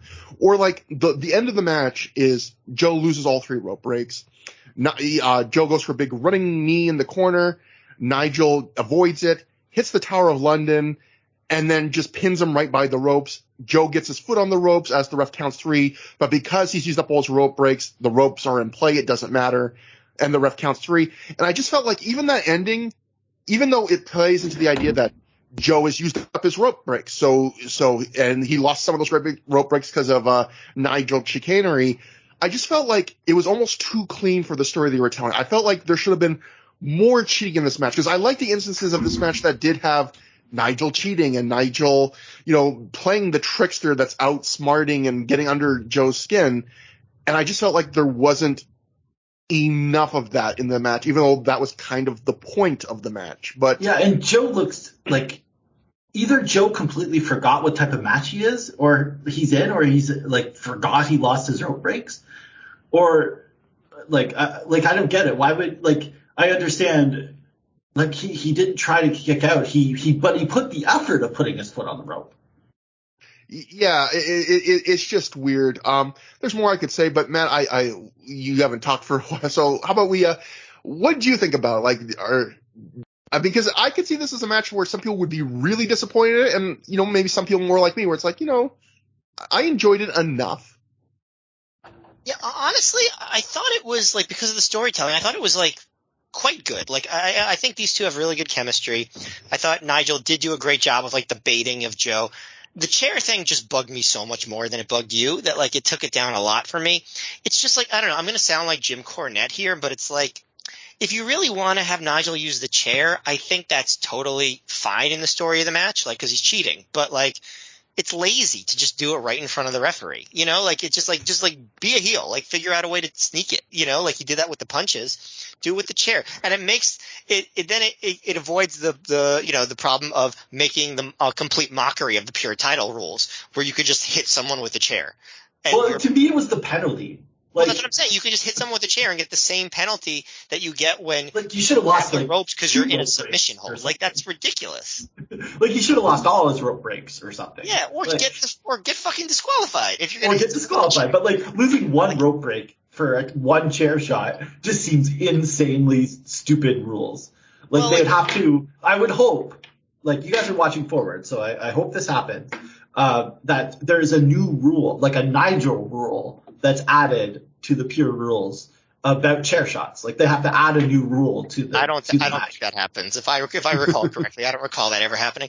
But it's like Trevor and I have accepted, begrudgingly, at least in my case, that ROH, despite being the wrestling promotion, somehow is almost like ECW in that there are basically no disqualifications and you could hit people with chairs and low blows and stuff. But like in the fucking pure title matches, like that's the one that's like supposed to be the purest of the pure, and you're still allowed to do that.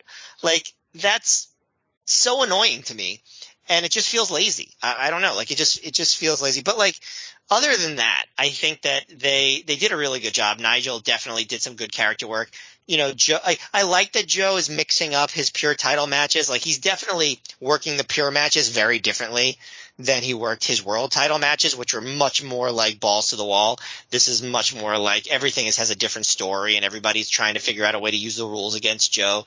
And like Nigel eventually figures it out. Like I think the story ultimately, even though they say, Joe elevated the pure title, which is part of the storyline, it's like the pure title rules do not behoove Samoa Joe. Like he does not work as well within them as he does without them. And Nigel, I think his gimmick is going to be like he works really well within those rules. And Nigel holds the title for a year after this. And, I think most of the best pure title matches are Nigel's. We'll see if that holds to be true. I don't think it happens right away, but I think he develops into it. And, I like that. So I thought this was a good match. But I will say this, because this kind of brings me to the point I was going to say earlier. They really don't like these two guys did not decide. They're two great wrestlers, right? They did not decide, okay, let's go out there and have a great match. Like they very clearly were not like, let's have a great match. They wanted to have a really interesting storytelling match and get over the story and entertain people, right? But they weren't like, have a great match. And it's just interesting to me because I think ROH is sort of remembered the way like people think of PWG over the past 10 years. Just like everybody goes out there and has these, they all try to steal the show. And ROH, especially in 2005, because I actually think in like 03 and 04, it was less like this. But in 05, they really, really, really don't do that. On this show, would you say like there was only one match where they even tried to have a great match? Would you agree with that, Trevor?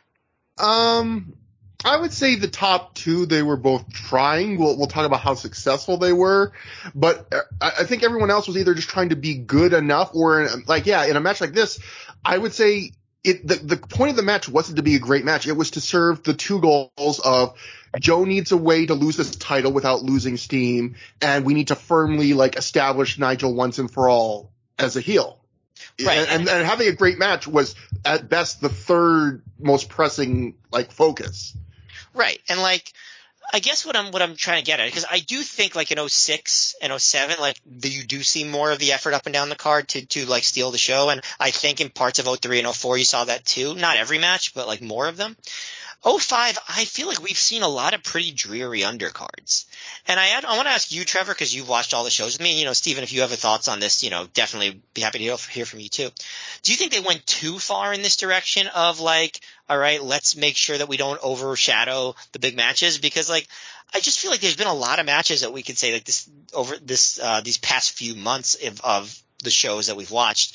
Like, they could have done much more with that, like, than they did. And, like, obviously I don't want the expectation to be that every wrestler has to go out there and kill themselves, for, a match of the year. But, like, maybe a little bit more of, maybe at least, pick a couple more matches to actually try to, like, really be memorable. I just think there's been so many dull undercard matches in recent shows that it's like, maybe you should try to spark things a little bit more. I don't know. Do you see what I'm saying, Trevor? No, I completely agree. It's funny, like, because I don't think it always was like this. No, I think it wasn't. I think this is like a mid 2005 issue. I think it's an overcorrection in part because, like I mentioned earlier, I think some of the guys on the top did not appreciate having to follow like these crazy 100 guy scramble matches where you saw a ton of insane stuff. And I think because of that, probably, if I had to venture a guess, they've now kind of during this period overcorrected. And, we also are coming from a period in like late 2004 where they had a bunch of great matches where you could have one great match and an average undercard and it would be a great show. But I also feel like we're seeing less of those truly amazing show-stealing matches. And so then the undercard stands out more. Like if everyone's holding back because the main event, the presumption is that's going to be just a fantastic match of the year level match, and it's not quite on that level, all of a sudden the undercard, that strategy doesn't look as good. You know what I mean? Like holding back, you're holding back because the assumption is it's all going to be made worth it in those final couple matches. And on a show like this, oh yeah, go on. No, I was gonna say, I mean, I do think it's true. Like, you can have a situation where you have too much too early and you burn out the crowd with too much amazing stuff. I mean, I think we've seen that even a little bit with AEW in current times. But there also have been plenty of wrestling shows in history where you're like, oh, those are a lot of great matches and we got excited for all of them. Like, it's not a guarantee that you having a great match is going to kill a match that comes later. Well, I also think that, I guess my last thought on this, and again, Steve, if you have any thoughts, feel free to chime in. But I think the other thing that kind of sometimes people assume, which I don't agree with, is people sometimes almost act like there's two ways, which is either like you mail it in or you're working 110% like it's a WrestleMania main event and doing every spot and those are the only two ways to do wrestling. And it's like there's a middle ground. Like I think there's an art to wrestling an undercard match where you're not burning out the crowd and not doing every single thing you do, but you're also really entertaining the crowd and not making them feel like they're missing out. Like, I feel like Colt Cabana is a guy who is good at that sometimes, where like, he'll give you a match with some comedy, it'll kind of build to something entertaining, and if it's a main event match, as we'll see later, he'll try and he'll do more, but he has a way of working a 10-minute match on the undercard where it's entertaining, but if I was a wrestler having to follow it, I would not feel like, oh shit, what do I do now? And I feel like there are some wrestlers where it's like, if you tell them that they can't do everything, they're kind of at a loss, I feel like. I feel like there's an art to a wrestler that's able to go, can I get you to work at an 8 or a 7 out of 10? I feel like some wrestlers that really are, like I either wrestle at a 1 where I'm just like, you can see me rolling my eyes, or I'm working at a 10, and I can't do the middle.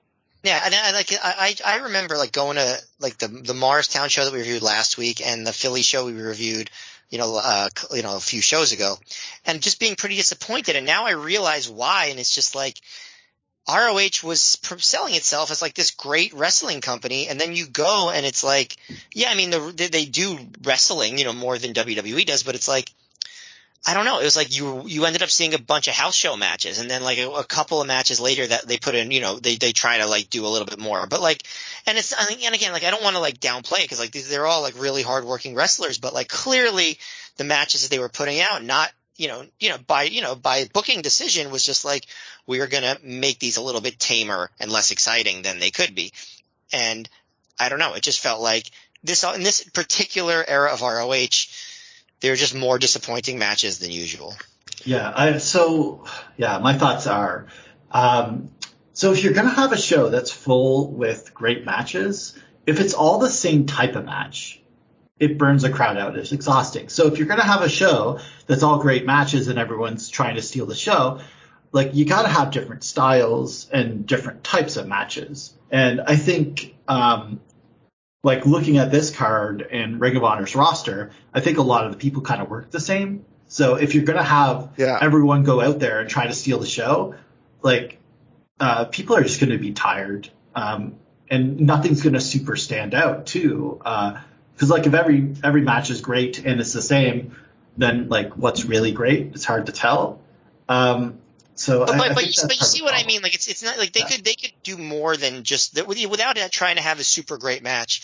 They feel like just do a different type of matches. Yeah, like they're holding back. Do a Colt Cabana comedy match. Do like a brawl. Do a high flying match. Do like a technical match. Like you can have a bunch of different types of matches. Yeah. But I think part of the problem with Ring of Honor's roster at this time is everyone and part of the problem with wrestling as the internet prevailed and everyone could see everything is it all kind of came homogenized and kind of the same. So it's a little bit more difficult to have a lot of variety. So that's kind of the problem there. So I think then you have to go down to booking. And I think that's something Shimmer really did well. especially during this period and a little beyond this, is that the undercard was mostly short matches to get character stuff over, get storylines over, and then the big matches were saved for the end, and it was all awesome, and it made the shows really easy to watch, and the shows are awesome. So there's multiple ways to do it, but I think Ring of Honor's method of only the top couple matches can be great, and everyone else has to not put on a great match, but also get the time and work the same style as the main events doesn't really work. Clearly. Yeah, and I do think that it was better before this, and I do think it improves again. But it's just something I've been noticing. And again, I'm not advocating every match go out there and go crazy and everything. But I'm more just saying there's very, very clear holding back in some of these matches, and it shouldn't be so obvious.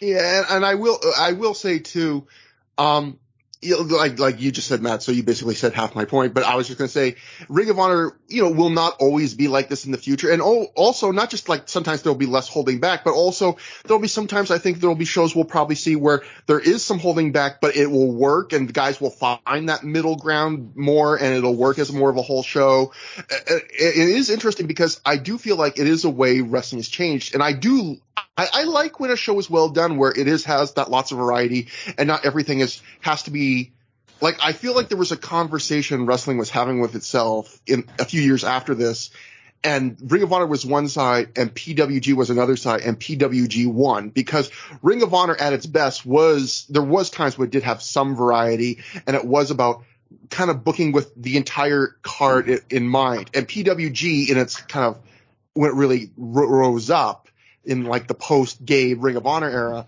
was and more built to a lesser extent NXT takeovers, right? Yeah, was built more on the idea of 7 matches.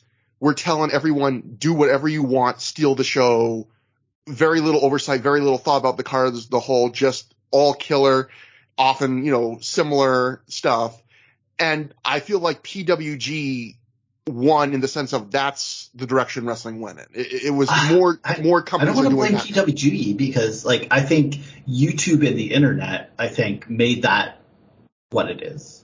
Yeah, do you think in the sense of just that because just people can the way you have access to everything. Yeah, and the fact that you can watch just the good matches now, or the most exciting matches, so now that's all you want to see.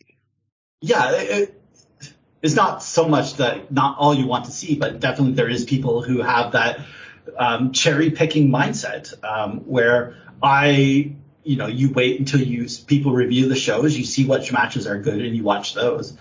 And you don't watch them all at once and you don't watch the show as a whole, so it doesn't really matter. And I think that is more just where we are technology wise. It kind of bred that, and there's obviously been examples where people made the TV must watch each week and watch the whole show. But I think it's definitely a lot easier for promoters to just book a bunch of great wrestlers and say, oh, you just have the best match you can, and we'll put out the matches individually. You'll see whenever people upload shows, even Stardom World, they upload each match individually first, and then they put the whole file of the whole show up later, so that people can pick and choose. And I think it's just in this way, you really have to put a lot of effort in to make it so that people watch a whole show. Yeah, it's a lot easier to ask someone, hey, could you watch a 20-minute match than could you watch a 3-hour show? If you're getting someone to try something, it's way easier to ask that. It's almost analogous to people don't have to listen to albums anymore because it's just much more single oriented. So it's much more, specialized. The people, the music listeners that really go out of their way to listen to full albums. You're going for a very specialized audience with there because almost everybody in the world just hears individual songs now. If they want to own the song, they just, they play it on YouTube or Spotify or Apple Music or whatever it is, and that's it. And it's funny because when we're going back to this show had so many guys where it was their last Ring of Honor show and they never really clicked with Ring of Honor, even though they went on to click elsewhere or even eventually in Ring of Honor. The go nuts atmosphere sometimes on every match. Sometimes it's not the best thing for a show, but often it is the best thing for a wrestler trying to get a job, because like watching those Kevin Steen shoot interviews, he talked about like CZW. He was famous for him and Generico worked a CZW match. I forget if it was a tag or a 4-way. It was like a famous match where he said, it was a 4-way. Yeah. Yeah. We just did every spot we knew, like there was no psychology or anything. And he says a lot of people in wrestling gave a shit for that, but he goes, that match, like he says, I wouldn't have the career I have now. I'm convinced, if not that, like that match broke him through in the US. Or he was saying like around this time, that they're in Ring of Honor, they're breaking into PWG, and like the first match they ever had was him versus Generico. And he said in PWG, they just told him like, go out there, try and steal the show. And compared to Ring of Honor, where they're telling him, third match on the top, you got 10 minutes, try and get over, but don't steal the show. Don't do too much and burn out the crowd. And we can see where that gets Steen and Generico on this Ring of Honor run. It gets them nothing. They lose their, they don't get a full-time job, where that opposite mentality in CZW and PWG, they instantly get over, instantly are become regulars. Like for them, that mindset was absolutely what they needed. And I bet if they went out there on a Ring of Honor show and didn't listen to Gabe and stole the show, they may not go back to Ring of Honor, but they would have got bookings everywhere else. Yeah. Well, even going back, like Steen always says, like the difference when they came back to Ring of Honor, when he came back, their first match together again was that Steen and Generico versus the Briscoes, and Gabe. He said this time, Gabe was completely different. He said Gabe just told them, you got 20 minutes, try and steal the show. And they did, and then they were regulars from that moment on. So they did get that chance later on. We'll see eventually they will absolutely get that shot. But I'm just looking at my notes about the match. We had a good discussion. I almost forgot we were doing a show about a different show. Nigel, an interesting note I thought was, it's always interesting when wrestlers like change their music or entrance before a big moment. And I think this is the show where Nigel changed his intro from Roll On to Fucking in the Bushes by Oasis. And talk about a heel move, doing post-90s Oasis as your entrance music. There's a heel. Wait, hold on. Until you just said that just now, because I know that music very well, because I went to all those ROH shows during that era, I don't think I had any idea that was an Oasis song. That's like a 2000 or 2003 Oasis track, my friend. Wow. You know that before picking it up? I had to look it up actually. You know what? I wanted to seem like I was smart, Matt. You caught me. I looked it up and I was like, that's fucking Oasis. And it was, I believe, off Standing on the Shoulders of Giants or something like that. Boy. I remember that album, but I didn't listen to it. Yeah. I think it was even a single for them, I believe. Was that the album where he released a song that he said, everyone, this is the greatest song of all time? And then it came out and everyone was like, this song? I think it was like Layla or something. I'm not sure. I think that whole album, I think is something. When I was looking at Wikipedia just to find out about the song, it was one of those albums where they're like, people didn't like it, but they still are like, that's one of the great albums we did. Like, there are albums where they'll say it's shit, and then there are albums be like, people were wrong about that one. That was a good album. And, but also, this match, we talked more about the story, but there was, like, Joe really beat the crap out of Nigel. There's something about when these two wrestle where maybe because Nigel's got a big meaty body, like, the way, like, Joe's offense, like his kicks and stuff, just thud against Nigel. It just hits different. Nigel's mouth gets bloodied early. So there is some action in this match too. It is just more of the focus is on the story, and I think your mileage of what you get out of this match will depend on, how much do you like the story that they're telling. But moving on, it's intermission, and Sugar Sean Price is backstage with Chad Collier. Chad says no one can beat him. He might as well retire from wrestling.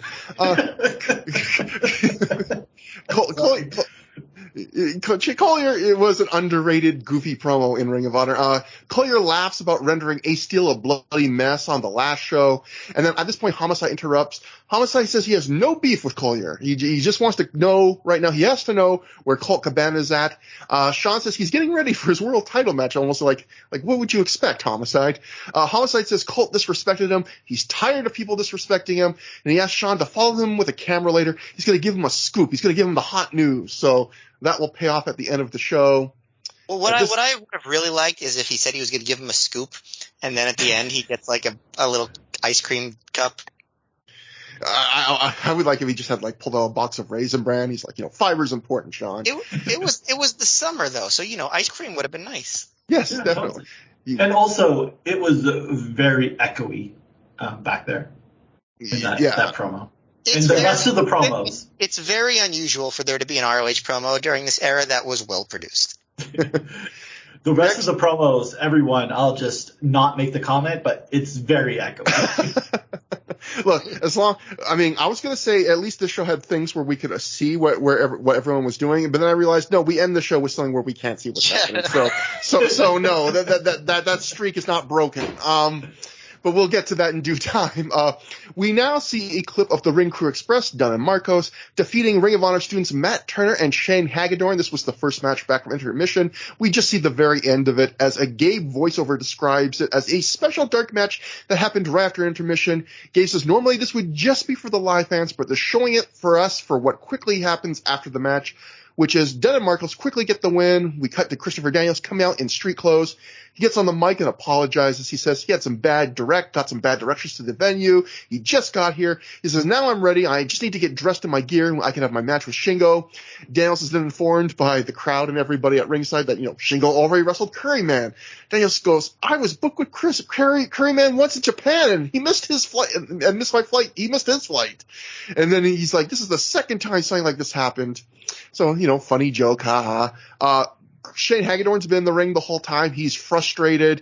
He snatches the mic away from Daniels and says, you're stealing focus away from my time to shine. He shoves Daniels multiple times. Daniels tries to be a good sport at first, but eventually he's pissed off. The crowd chants for Daniels to fuck him up. Daniels indeed does fuck up Shane Hagedorn when he hits him with first he offers like he's going to give him a handshake. So we almost got two Daniels handshakes in one show, but instead he just suckers Hagedorn in, lays him out with the Angel's wings. And that's the entire segment. So this is one of my favorite moments on the entire night. Okay. Well, which is Shane Hagedorn being like to Daniels, this is my time to shine. Just because conceptually it's like his time to shine is when he's alone in the ring after he just lost the match. that was his time to shine. I just found that incredibly amusing. Yeah. It's funny. I can only assume they did this just I don't know why they did this segment other than it's kind of funny, but just for the idea that maybe they were worried, just in case someone at that show didn't know that Christopher Daniels was Curryman, we can at least say we still gave you Christopher Daniels in some form. He came out, he hit a move. I really think that might have been the logic of just in case there's one person in the back that's they promised me Christopher Daniels, all I got was Curryman. Now you can't say that. They gave you something. But I think you're probably right. Yeah. Yeah. So, whenever you're I remember when this podcast started and you guys were I'm booking guests of people who are live at shows. And I'm I was at a live Ring of Honor show. I could be on this show one day. And then I thought about what did I remember from this show? And the things I remember are all the Christopher Daniels segments and the main event. I had something happen during that.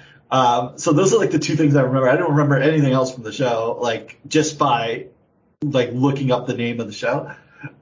So the Daniel stuff, the original angle where he, where they said he wasn't coming, and then when he came out again, I do remember all this. It was a lot of fun, and Ring Crew Express always they're a fun tag team. They probably should have been on the show instead of that opener. Probably would have been they could have faced Puma and Ricky Reyes together and it probably would have been a better match. So yeah. Yeah, they're another act where, they're not, this is unlike a lot of people, this is not their last show, but they're definitely trailing off now. Yeah. That brings us to Jimmy Rave and Spanky, escorted to the ring by Alex Shelley and Jay Chung, defeating Generation Next of Austin Aries and Roderick Strong in 1843 when Rave pinned Aries after Alex Shelley hit him with a chair, some chicanery, the kind of thing that would cost you a rope break in a pure title match. So it's funny. I have a feeling this is going to be a match I like more than most people because this was probably my favorite match on the show so far. It was not an amazing match. I thought it was a good, solid match. It's fine. We've criticized the show for having a lot of matches that feel like house show matches. I would say this feels like a house show match, but in the good way. It felt loose. It didn't feel like they were trying to steal the show or anything, but it felt like they were just having a lot of fun. In particular, the whole notion of this is the idea that this is Spanky's last show in Ring of Honor, and that for one night only he's been hired to help out the embassy and be a team member. And he, Shelley, and Rave are just, Nana is not on this show. They sell it on commentary as he has government business in Ghana. So Shelley is basically the manager, and the three of them together are just having a lot of fun, particularly in the ring. Spanky and Rave, they're doing the stooging heels thing. They have a spot where they run into each other early on at the start of the match. They're constantly like tagging to the other guy out of fear because they don't want to fight the other team. They are selling really huge, particularly for Roderick Strong. Like it almost feels like an old style, not quite wimpy, like it felt like a good mix actually, because there was a lot of the offense, particularly down the stretch, was like kind of modern Ring of Honor offense, but a lot of the selling and character work from the heels was more of the stooging heels that are there to get the shit beat out of them and make the faces look great.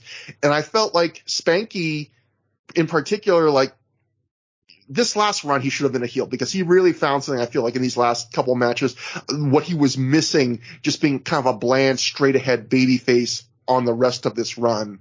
And yeah, I thought, as always, Aries and Strong looked like killers, particularly because they were really having guys that were really bumping and selling and strong for them. Spanky needing to get fanned off by Jay Chung was funny. I will say this. The last thing I will say is, we talk on the show a lot about the treatment of women and how horrible it is, particularly this Jade Chung angle. We've been all over how awful it is. Occasionally something will happen in Ring of Honor that is awful that I will laugh against my will at. And the start of this, before this match starts, everyone is doing the little weird Spanky dance in the embassy where he like kind of rotates his hands and like turns 90 degrees and all that. Everyone in the embassy is Rave and Spanky are doing it, and they just won't stop. And Jade Chung joins in, and Shelley comes in and he shoves her down to the mat so he can join in and do the Spanky dance with them instead. And there's, it is part of this horrible angle. It's misogynistic. It's aggression and violence against women.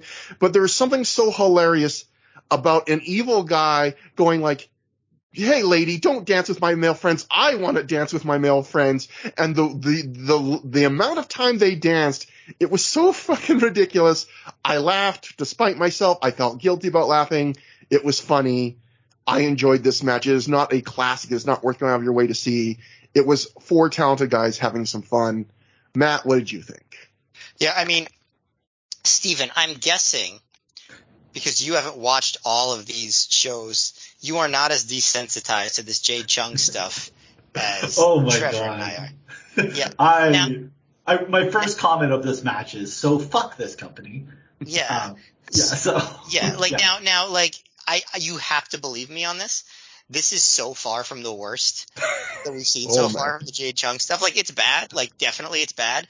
But, like, it's so far – because, I mean, I guess one of the main reasons is Nana wasn't there. And when Nana's there, they play up the Jade Chung stuff so much more. Here, like, you had that horrible thing at the beginning. But, like, most of the Jade Chung stuff during the match was off camera, So, like, and like I said, like, we are – pretty, like, we're still upset about it. Like, we talk about it all the time, but like we are getting pretty, unfortunately, desensitized to it because it is on every show.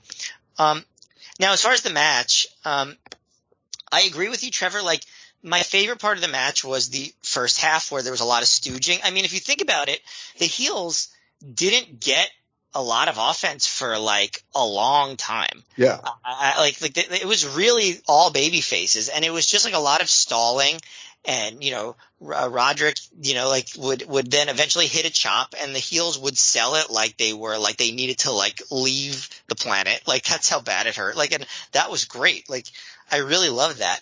Once it got more fast paced and stuff, it became a little bit more generic. I mean, Shelley was a pretty big non-factor early on, and then obviously he plays into the finish. But, this is Gabe's one appearance on commentary because he pops in just to say that the treatment of Jade Chung is disgusting, and he hopes Nana's not here because there's an uprising in Ghana. That's what he hopes. But yeah, as eventually it turns into more of a typical match with, reversing moves. Spanky goes for the slice bread. Aries blocks it. with the snake eye. Strong hits the kick. Rave breaks that up. Strong breaks up the pin after the Rave clash. Eventually, Spanky crotches Aries, and then Rave grabs him and does the Rave clash. And then Strong breaks that up with the loud kick. Strong was actually pretty on fire here. Yeah. Like, he was one of the best performers on the whole show, I thought. And Spanky was too, honestly. Eventually, you get that chair, which Shelley is holding. Now, I don't remember I think the ref was distracted when Shelley hit with Aries with the chair, which is better than I can say about the Nigel thing. They actually, tried to be heels here, with their full effort in it. But yeah, I thought that this match was pretty good, and I thought the first half was really fun. But yes, the Jay Chung stuff continues to be insanely horrible. Steven, what did you think about the match? And also, I apologize for us inflicting any of this angle on you at all, but I will say... Hey, you chose the show, man. Yeah, but I also will say this is probably one of the better ones you could have seen, because most other shows on this recent stretch would be stuff like Prince Nana almost slapping her, raising his hand to her, and talking about how, I'm going to send you back to Vietnam. So, you got off light, friend. I mean, you got off light. And I'll add Foley as the savior, laughing off a happy ending chant from the crowd as if that was appropriate. Yeah. Yeah. Anyway, well, yeah, and there's more to come after this match. It's not all going on in this match. We had the racism earlier, and now we get the misogyny, and we get the trifecta later. But yeah, I agree with you guys. The match was really good for most parts, especially early on with the chicken shit, heels running away, and Roddy, just destroying the chops and stuff. After it was more focused around Austin Aries for the last quarter, it wasn't as good, but the finish was good with the chair, so that was good. You guys didn't mention that fucking Spanky is on a skateboard being pulled by the leash of Jay Chung.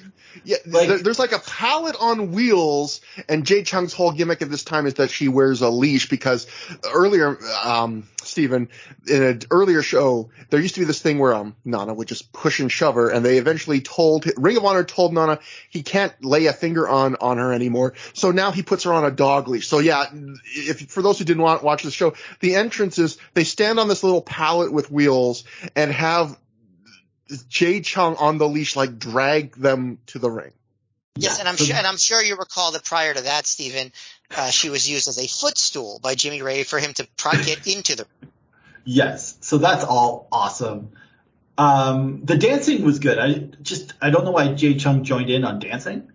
If it was just the heels dancing and Jay Chung on the outside looking upset or sad, that would have been so much better, because the dancing was funny. I just don't know why they have to push Jade around as well, and I don't know why she wanted to dance. Yeah, but there have been a few spots like this over the months where she tries to get in on the fun of the embassy, and they're like, "You can't have fun with us." Yeah, and you're like, why would you want to have fun with them? But yeah. And then Jimmy Bauer, when he comes in, he was like, I've been sitting in the crowd and drinking and enjoying the show, but this guy came out here to say, and then Dave Prezak's like, "You're drinking on the job? You have to do the main event later." And they mentioned later, I think it was Lenny Leonard's, I hope he's done, I hope he sobers up before the main event. And I guess he didn't. Yeah. Because he doesn't call it. Yeah, that becomes a running joke too. That he's no longer a commentator because of his drinking. Oh wow, that's add that to the list of shitty things this company's doing right now. But yeah, I do like the idea that Gabe has to come on to say how shitty his ankle is that he's booking. That's some great meta commentary right there. Oh yeah, and then the end with the heels cheating, that's fun. But yeah, and Spanky and Strong, like you guys said, were the real standouts. It was all a lot of fun. And I did like the promo at the end was really bad with Aries, where he's like, "Do you want to escalate this war? Do you want anything goes? Well, that's exactly what you'll get." And then it cut right there. Yeah, I know, it's really weird because I know that on the next Buffalo show they have a street fight with the Embassy against Generation Next that goes all over the building, and I'm assuming that Aries issues that challenge there, But like, why didn't they have it on the like? It's like sometimes ROH feels WWE-esque in like the weird control that they like want to exert over different things. Like, it seems just logical that they would leave in that promo, but it's like must be some reason where they're like, oh no, we don't want to show it here. Like, I don't know, it's weird. I will say, Trevor, who has notes from the Observer about why this promo was cut. I'm not sure. I know that they also like this was obviously. I guess maybe because the ticket sales weren't good, they were really pushing hard on the show, the matches you would see on the next show. So for those who haven't seen the show, after the match, Aries gets on the mic. He says that the embassy want to escalate this war, by using the chair and stuff. If they want outside interference, chair shots, anything goes. That's exactly what they're going to get. And you know what? I actually liked at least, like, this match otherwise would have been completely kind of meaningless. It's just another match in their feud. I like the idea that it actually gives them a storyline reason to go, okay, because this match happened, the next time these guys face off, it's going to be like crazy no DQ. And I believe, like, if this promo continued on live, like, they really officially announced that match is going to happen. Right. They also announced there was going to be a Nigel Joe rematch on it. Like, they were telling you basically at this show, if you come back to Buffalo in a month and a half, here's what you're going to see. But the question is, why do they need to cut that from the DVD? I think that's the question. Like, what's the harm in just showing that to us? Like, it would get the home viewer excited too.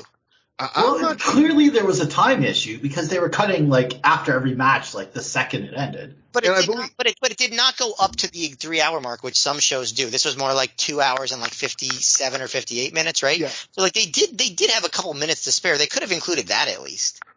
There's a chance we're thinking more about the editing than they thought right now. So, but either way, we're now going to go to the semi-main event, which I think for a lot of people was the draw of the show, actually. It was CIMA defeating AJ Styles via pinfall in 16 minutes, 57 seconds with some kind of cradle. And this match almost didn't happen because going to the Observer, Dave wrote at the time, this was right before the show. At press time, Ring of Honor was up front and saying Alex Shelley and AJ Styles, due to their injuries, are questionable. Styles did work August 21st in Charlotte for an indie show, but mostly sold his knee and was said to not be in good enough shape to work in a Ring of Honor caliber match. He's expected to work, but not 100% this weekend. Shelley is more questionable. So obviously for us, we just call the last match, Shelley was not good enough to work a match. He was just a manager.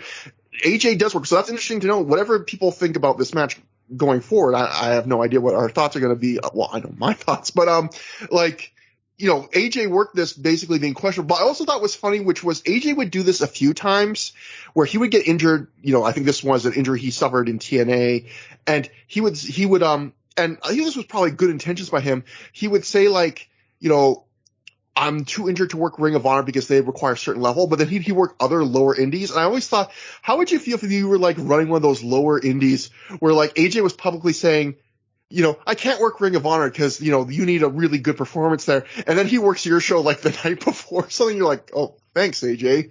I guess you can just slum it here. Like, I get what he's saying, but that was something, in fact, I think it'll be a bit of a controversy in a few shows from now, but I hope he charges Ring of Honor more than he charges the other promotions. I'm not sure, but Matt, this was, I think the match that probably sold the DVDs. If whatever DVDs this show sold, what'd you think about the match? Well, the match was definitely not the most memorable thing about this segment. AJ Styles. I don't want to bury the lead here, so this is the lead to me. AJ Styles had a reputation during this era of saying the homophobic F slur a lot. Like, he is definitely not the only wrestler that would deploy this word. You could make a 5 to 10 minute, probably at least supercut of the amount of times he's used the the word slur in promos, in matches, just on camera, freely knowing he's being filmed. You could make a long compilation video. It's not an isolated thing. Yeah, he's not the only wrestler who did it. Like, I even remember, and we'll get to it. I remember even like Bryan Danielson uses it in 2006. Like, and we'll get to that. But like, it was, the times were bad, but AJ used it a freaking lot, like you said, like just like a lot, to the point where there's that famous moment on Wrestling Observer Live during this era where Bix calls and meets him, and he's like, how do you feel about your popularity among the gay community? And AJ's like, the gay community. I mean, I think everyone else this probably is aware of that. Well, wasn't he very like fundamental religious too? Yeah, so he was like obviously like a really like religious Christian, and I know Trevor, you pointed this out to me, like to the point where like he didn't curse, right? Like that was his whole thing. Like the famous anecdote was some other wrestler told us that when they went with AJ to see the movie Jackass the movie, AJ when he bought his ticket said one for Jack A. Because he couldn't bring himself to say the word ass, yet this word, and so I guess this word freely comes out of his mouth. Yeah, I was gonna twice in this match. Like that was I was gonna say that was the point I was making to Matt in private, which you're probably about to bring up. But I was just gonna say, like I think that makes it worse in the sense that, look, saying slurs obviously is bad. In fact, my Patreon right now, I wrote yesterday or 2 days ago, it's www.patreon.com, Mecca. It's the second most recent, it's like something part 1, but it's basically some weird events happened this week, and I wrote about racism. And, I wrote a lot about things similar to this, in fact, about how, like, look, when I was a teenager, when I was like 15, 16, I used that slur or just calling things gay as if like, oh, that was boring or something. And I did not have an inch of malice in my heart. But to this day, I feel awful about that because I was just too stupid to realize the way it hurt. And I go into the article more. And I, by the way, I have something to say about that, but about that concept, but you can continue. But I go into the article about why that's hurtful and why it's not always wild. Some people like to say it's just words, how it's not. But my point is this. I think a lot of people that throw around those slurs like that, it's still not good, but they don't have malice in their hearts. And in fact, a lot of those people, they don't think they're saying something bad. Like they'll say, oh, I don't mean it. Like people know I don't mean it that way. I mean it this way. I think the difference with AJ is the fact that when he bought a ticket to Jackass, like there are a lot of people that will say a slur and they'll go, you know what? I don't believe any word is bad. I believe there are no bad words. And I don't agree with that reasoning, but I at least see that as a separate train of thought. AJ is a guy who thinks that there are words, even as words as not as innocuous as ass, that are so bad you can't say them out loud, but he loves saying this word. Like, to me, that in a way makes it worse, because he's not a all words are good guy. He thinks there are bad words, and he thinks this word isn't one of them, which to me makes it just even worse. Yeah. So let me my point, so he says it once, where when like he has Shima in an armbar, and a fan goes, "Shut up, AJ," and he just yells really loud, "Shut up," that word, and the crowd pops like crazy. They love it. They chant it. They chant for him more than they do for any other thing in the match. Then a little bit later on, he's just selling his leg, and like he's trying to like stand up on his leg and get his leg back to life, and he just says the word apropos of nothing. Like, I don't know if he's calling his leg that word or he's calling his injury that word. He called his knee a racial slur. Or minority slur. Yeah, homophobic slur. But but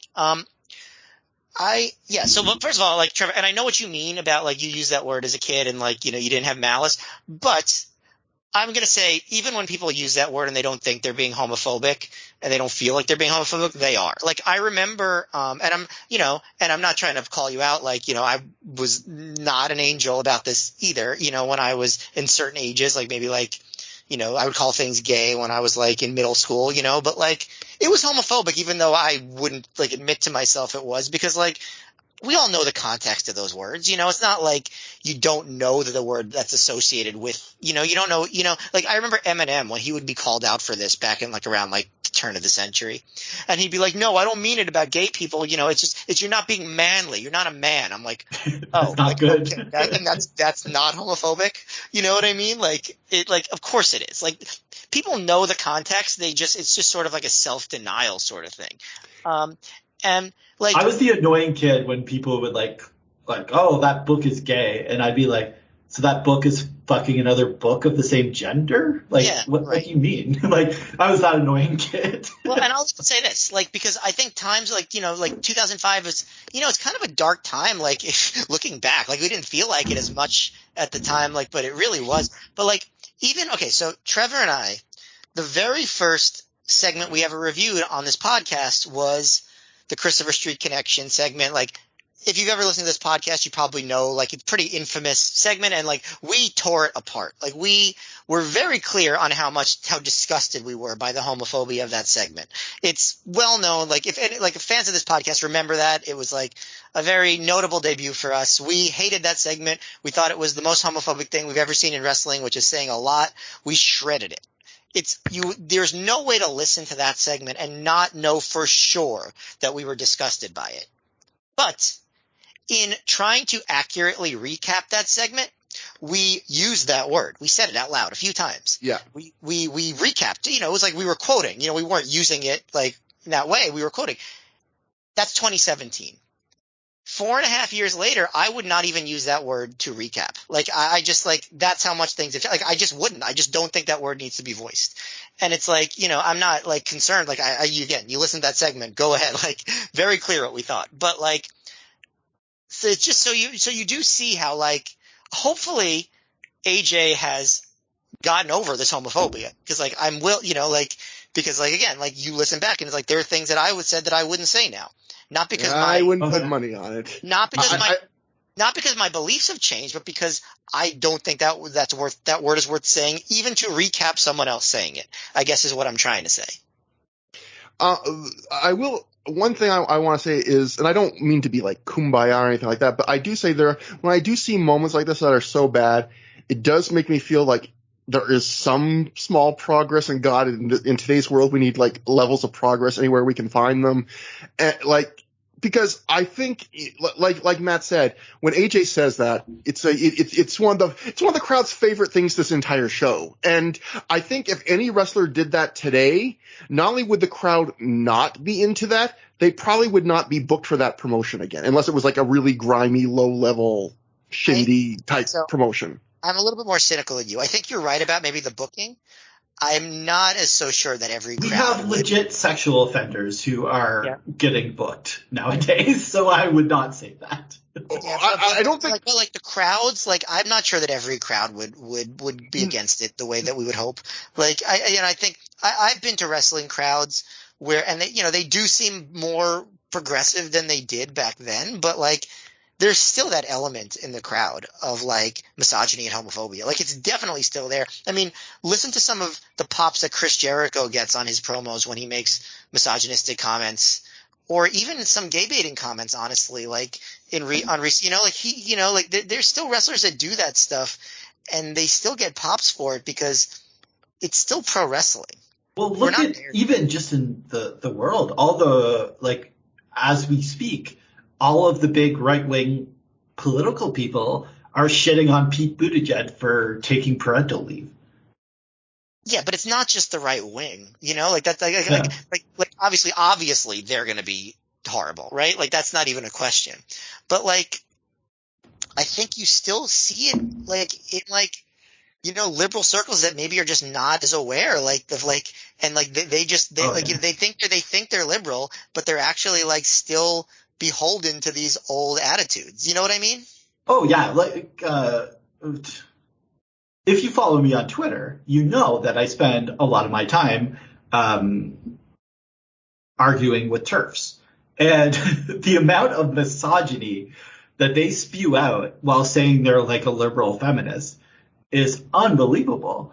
So yeah, totally, like it's all there, and it fucking sucks. Like, we need to get over this bigotry and it's BS. Yeah, but, it's I know you want to talk, Trevor. I'm sorry. Oh, no, go on.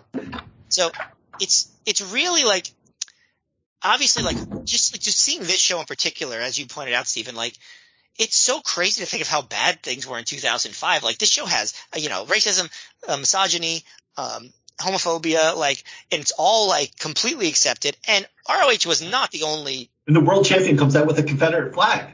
Yeah, and then the Confederate flag comes at the end, which we've seen a lot of also. But like, yeah, like again, like totally accepted in frickin' the Canadian border, right? Like that's how fucked up wrestling was at the time. Like, that was considered okay, even in that part of the country.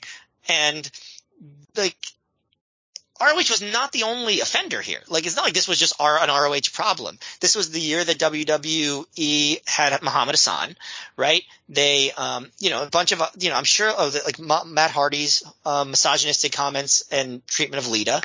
Listen, I don't remember exactly what TNA was doing in 2005, but I bet you they had some stuff that was offensive. 2005 TNA was pretty decent. I mean, TNA it wasn't until 2006 when Russo came in that it kind of went really bad. TNA was the promotion probably somewhere in that era, though, where they had the Harris brothers. One of them came out, made an entrance wearing an SS t-shirt. So, I mean... I was in 05, but yes, yeah, your point is taken. I mean, just to say, like, in some ways, as sad as this is, Ring of Honor was better than sometimes what was going on. Although I have to say, I don't know if Ring of Honor had as much compound, like, horribleness than this show did. Like, it had lots of horrible stuff throughout, but, like, this show checked so many different boxes of horrible. In terms of, those things. But I just wanted to say, Matt, like, I agree it wouldn't be every show that this has improved on, but I will say, okay, if we just make a one-to-one comparison, Ring of Honor was the number one indie in the U.S. at this point. They were the hot place for the ultra smart, marky, knowledgeable, nerdy, buys the tapes fan.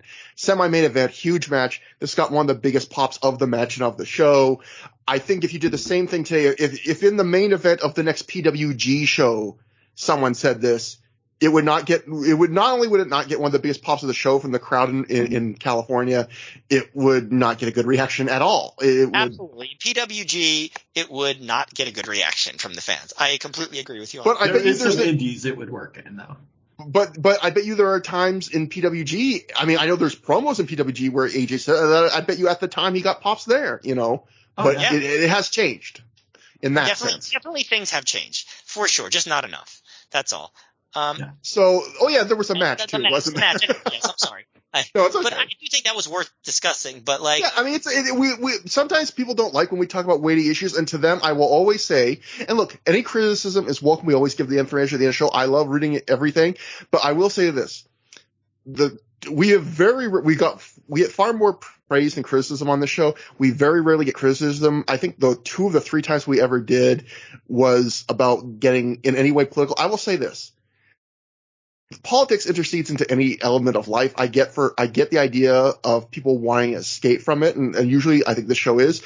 When it naturally comes up, we will talk about it. And the thing I always say to people with that problem is, if you don't like it, we will talk about it when we come up. It comes up like once every year or two. So if you didn't like this conversation, guess what? It probably won't come up again in this level of a way till something crazy happens again in another year or two. Like, Trevor, you are way too nice, man. No, I'm serious. Like, on the very first segment that we did ever, the one I was just talking about the Christopher Street connection, I said, if you do not like it when we talk about political issues and give our opinions on things like this, go fuck yourself. Don't listen. And to me, that's all you need to say. Like, I said it right off the bat. That was a part of like a mission statement. Like, I'm going to talk about issues like this because they're relevant and because I care about them. And that's it. That's the show. Listen, yes, you're right. It doesn't come up that often, but maybe it'll come up more often. Who knows? Depends on what happens. I'm sorry. I don't have any sympathy for people that don't want to hear this stuff. You don't have to listen to our podcast. Well, absolutely. And I will never, I don't want to imply, I will never consciously limit. Whenever it comes up. It comes up every show. It comes up. If it comes up once a year, it comes up once a year.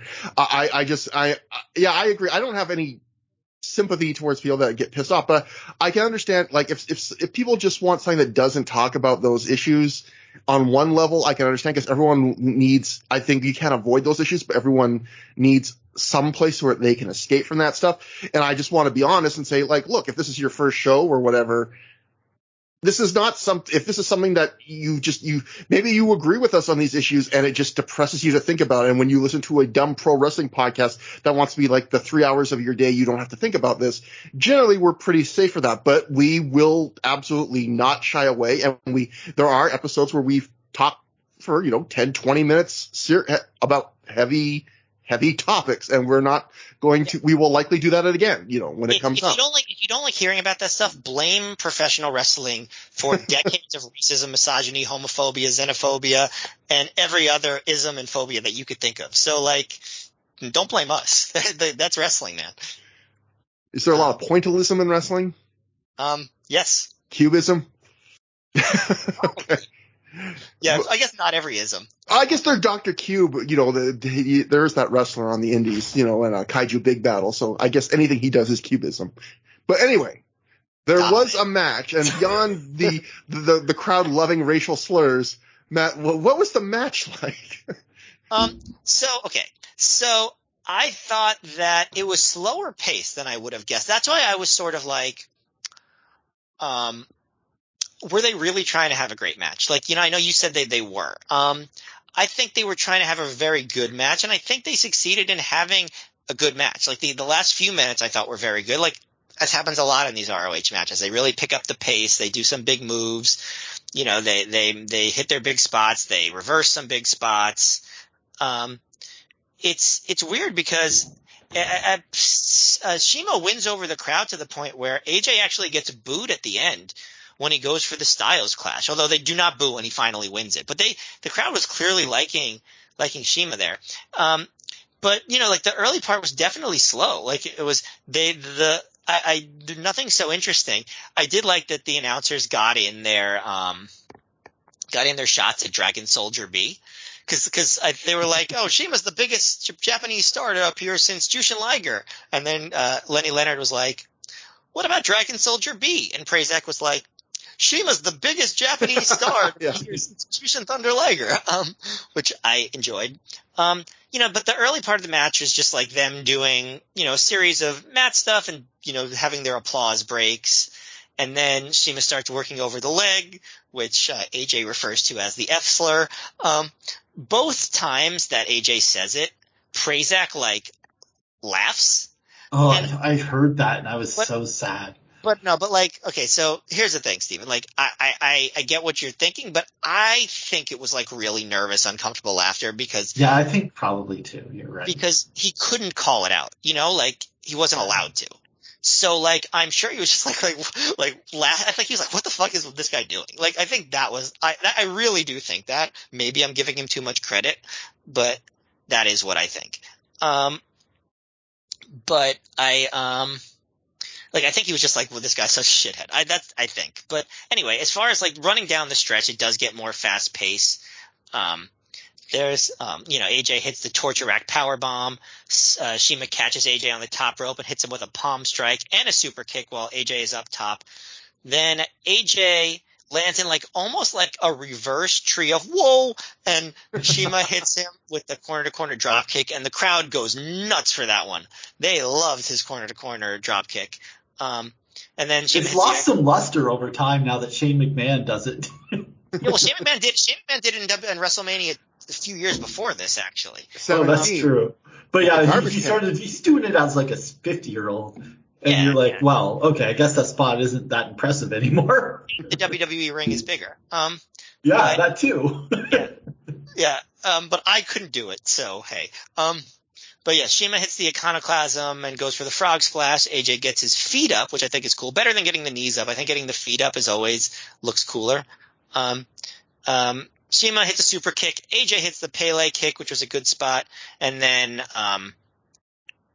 there's a series of cradles, and AJ gets the win. I enjoyed the final few minutes. I think everything was fine, but I didn't think that – it didn't really feel like they were doing the best they could here either. Not saying they had to do anything more. It was still good. But I just didn't feel to me like they were like, yeah, let's go out here and burn the house down, Steven, what did you think about the match? Obviously, we've talked a lot about the one spot in the match, but there are other spots in the match, I guess. First of all, I wrote down that Cena won with a roll-up, and Cage Match says that as well. Am I wrong? Some kind of cradle. Did I write that down wrong? Maybe I did. My fault. I wrote some kind of cradle in 1657. I think I just misspoke, yeah. Okay, cool. Just want to make sure because I wrote down finishes wrong in the past myself, so I want to confirm. It shows how much I love you two because normally I would have turned off a match if I saw something like that. So I would have turned off the show, probably the first promo with Homicide. So Big ups to We appreciate it. Thank you very much. what else? Oh, I really love Seema's like jumping uppercut in the corner, like when AJ is on the top rope. I know it's a spot he does all the time, but that's like my favorite thing about Shima. I love that spot. I'm not a big Dragon Gate person, but I do love that spot a lot. But what really struck me about this match, and like you said, it was solid and good or whatever. What really struck me is how similar the two are. Like, they have the same type of body. They have the same kind of like quickness of like movement, and the same kind of like mix of power and flying. Like, these two are very similar. But Seema does seem a little bit crisper and stuff here in this one. But yeah, that's the thing that really struck me about this match, was how kind of similar these two are as workers. Yeah, that's about my comments. Yeah. I thought this, in terms of action, this was the best match on the show. If I had to give it a star rating, I don't know, 3.5 to maybe even just 3.25, depends on what mood I was in and if I'm focusing on a slur or not. Well, no, a slur has nothing to do with match quality, but like, it's good. It's not, again, it's another match where if you look at this on the match listing on the back of the DVD and go, holy shit, I can't wait to see this dream match. Like, it's not on that level. I also think they work the kind of match that ages the worst, which is there's not much of a story to this. It's mostly two athletic, talented workers trading signature moves and doing some athletic stuff. And it's good, but the bar for pace and how crazy moves get and all that stuff, gets raised so frequently, and this match was mostly just built on that. Like, there's a few moments in this match where they actually try and work a body part, like the shoulder of AJ, I think, and the leg of AJ and Shima's back, but each time they'll work on it for like 2 or 3 moves and they'll be like, yeah, we're not doing that anymore. But the match is good for what it is, and I also have to consider that AJ, was working with a knee injury, which is no fun, no bueno. Well, his knee was homosexual on it, so that was the problem. He wanted to get it removed. That obviously must have meant, but conversion therapy on it.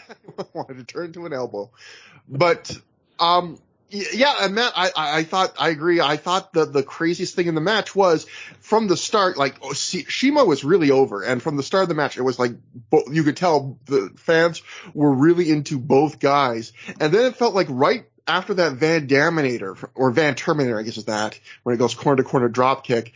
By that point on, it felt like the crowd was like, fuck AJ, like, Shima's our guy now. To the point that, like, as you said, when AJ's going for the South Clash, they fucking boo him. And it was like, wow. Like, slurs, not good enough to get you to boo him. The other guy does cool cross-ring drop kick. Now it's time to change allegiances. But you know what? If AJ had just said a slur one more time, he would have gotten them back on his side. I thought they were booing him because he was stealing Jimmy Rave's move. Yeah, stealing the Rave Clash.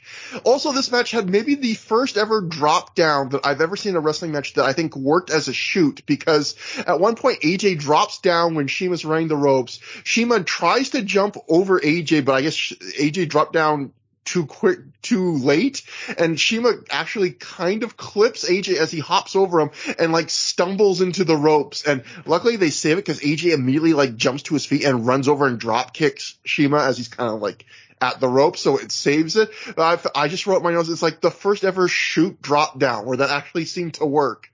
But yeah, so that's the match. Good, but you've seen better matches of that style, a lot of them in the last 16 years. But some other stuff to go on about this match. First off, the Observer wrote, Shima pinned AJ Styles in the match that stole the show, and with them going back and forth and tearing down the house. The highlight was Shima doing a Van Terminator-like dropkick across the ring, which was the spot of the show. There was fear because the crowd was so hot for this match, it would hurt the James Gibson versus Colt Cabana title match that followed. However, Gibson and Cabana had a near 30-minute title match with Gibson winning, and they had a strong match as well. We'll be the judge of that in a few minutes. But, yeah, I will say, again, going to how I think this is the kind of match that maybe ages the worst. this was a match where when I looked at all the live reports, you know, a lot of people were like, thank God I went to this show. This was worth the price of admission. This was fantastic. So, you know, I feel like at the time this match probably played better than it does rewatching it all these years later. Fair enough. This match was also obviously a big part of or this show in starting a Dragon Gate Ring of Honor relationship that would last for years, and Gabe's relationship with Dragon Gate would last even longer with Dragon Gate USA, because as the Observer would write, Dragon Gate officials who came with Shima and Takagi were said to have been very impressed with how their guys were received. At this point, there are no plans for a specific return, but with Shima going over, clearly the idea is to bring them back. So, yeah, that's happening. Then next up we have PW Insider live report, and Steven, this is the thing I'm going to test your memory on, because this is the incident. Boy. None of this makes DVD, but this is kind of I took all the different things Andy Hill wrote on at different points of the show and kind of compiled them to one show-long storyline, which I will read out here. Andy Hill first wrote during the four-way early in the show, it was about this time that some idiot came up into the bleachers and started yelling all kinds of smart, quote-unquote, comments. More on him later.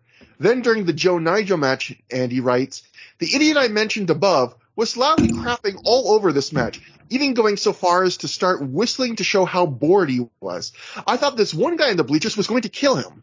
The crowd didn't know how to react to the finish. They wanted to cheer McGuinness for his work, but boo him for cheating Joe out of his title. The idiot I mentioned above was loudly crapping all over the match, even go so as far as to start whistling at one point to show how bored he was. Oh, I already said that. Just a repeat of that part. Anyway.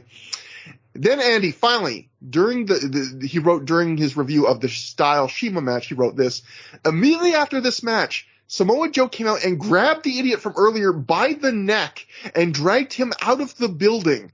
Not sure how many people saw that, but a group of us in the bleachers popped big time. And in fact, someone apparently saw that, because this actually made a little bit of news in the newsletters. The Torch wrote, Samoa Joe threw a fan out of a recent Ring of Honor show. He addressed it online in his live journal. He wrote, quote, for those who are wondering, yes, I did throw a fan out of the last Ring of Honor show. Not for chanting or for being a general attention-whoring jackass, but for an attempt to throw bullshit into the ring. I always say it is a wrestling show and you are there to say whatever you please. But the minute you want to start throwing unwanted stuff into my ring, then don't be surprised when you receive the attention you so desperately crave. So this is one of, I think multiple instances of Joe and other Ring of Honor wrestlers like basically doing the job of what you would hope would be security and throwing a fan out of the building. Steven, do you remember any of this? Oh yeah, I had to spend the night in jail. The penalty. Yeah. Unlike Trevor. Never spent the night in jail, to my regret. But no, I don't remember any of that. So I wonder if I was in the other bleachers or if I was oblivious. When did they throw him out during this? Oh, after this. They match, said right? After this match, so it would be right before the main event, I guess. Joe. Okay. And it's funny because, Joe said it was because someone throw stuff in the ring. No live reports anyone threw stuff in the ring. They just say a few people in this section saw Joe throw a guy out. And according to, this Andy Hill, apparently he's a fan who was basically being an asshole the entire night long, but no report of him throwing stuff in the ring. But maybe it was I'm not saying he did or didn't. Maybe it was one of the people that threw the toilet paper / streamers at the embassy. I was just using that as an excuse. Look, no toilet paper, buddy. But that ends that. So we cut to Samoa Joe backstage, probably fresh off throwing a fan out of the building, and he says that being a champion can't last forever. Joe says he's learned that twice now. People say you can't be unbeatable forever. Joe says he's learned that twice now. When things like this happen, people begin to talk. They say you're losing a step. You're getting slow. You're getting complacent. And Joe says that last word, complacent, nearly choking out with anger. It's just this great delivery from him. Joe says, when this happens, you can either continue to be slow, complacent, and a step behind, or you can get a little bit more aggressive, a little bit more intense. He says an era of dominance can only last so long, but an era of viciousness can last forever. Then Joe says the world will know that he is Samoa Joe, he is professional wrestling. And, I thought we're big fans on Through the Years of the short Samoa Joe promo. I thought this was, even by those standards, a very, really great Joe promo. I just like even the way he framed, losing a second title in a year, the idea of well, I can't be champ forever, but I can just kick ass forever, and that's what I'm going to do. Joe always delivers on these promos. This was great. I loved it. One of the maybe the highlight of the whole show. Up there. Definitely up there. And that brings us to the main event. Ring of Honor World Title match. James Gibson defeated Colt Cabana via submission in 28 minutes, 18 seconds when he made him tap out to the guillotine choke. Steven, you're the guest. Main event time. What do you think? It's a long match to be sure. That could work either way. What did you think? So at the time, so I still do. I had really bad sleep apnea, but I didn't get a CPAP machine. They say at like 15 times an hour you stop breathing, you're supposed to get a CPAP machine. Mm-hmm. When I got my CPAP machine like years after this, I stopped breathing 55 times an hour. Wow. So it's very extreme. So I fell asleep during this match live, to be honest, back in the day. So I guess I will say it was too long. Definitely there. But I used to fall asleep everywhere at the time, so that's not really a fair comparison. So I was actually interested going back and watching this, and because my only memory was I fell asleep and it was long. So what did I think this time is a great question. And I gotta say, I finished this match 2 minutes before we started recording the show. Wow. And I don't think I can remember anything about it. Well, you know what? In itself, that's a review. That's probably a very telling review in a sense. I would say. Yeah. So it was one of those matches where everything looked good. Everything they did, everything looked good. There was a lot of stuff going on. There was a lot of good wrestling. There was even somewhat of a story with Gibson working over Colt's neck, and that leading to the finish with a guillotine choke. But it just felt like a match where it didn't have a thing. There's nothing to latch on to with it. It was good, and everyone did good things, and everyone in it was good, but maybe it was just way too fucking long. But there's nothing there was no way I would tell anyone to watch this, or does that make sense? Yeah, no, I got a different angle I'm going to come at this. I've really thought about this in a weird way. It's going to be different than most of my reviews, but I think you basically summed up a lot of my thoughts in a much better, more direct way without even, you feel like you don't have much to say, but I think you kind of said it all. But Matt, say something else. Yeah, so it sounds like you want to close this out. So because you got something interesting to say. I'm hoping. I don't really have anything so interesting to say, but I think I'm probably the high vote on this match. I thought it was really good. I really liked the network. I definitely agree it was too long, but that's also just that's ROH in 2005. With their main events, they had long main events, and they really worked hard. Colt toned down a little bit of his comedy. He did a little bit of shtick early. He would yell yabba dabba doo before dropping a knee on Gibson's arms, or he did a do-si-do with the referee too. Yeah, do-si-do with the referee, right? But I remember that. I remembered something. Very very isolated moments. There was also a spot where he pushed Gibson's legs apart to stretch out his groin, and he yelled, "That can't feel good," stuff like that. But he wasn't overwhelming with the shtick, and he pretty much dropped it completely after a while, except for I guess that do-si-do. But there was good. There was the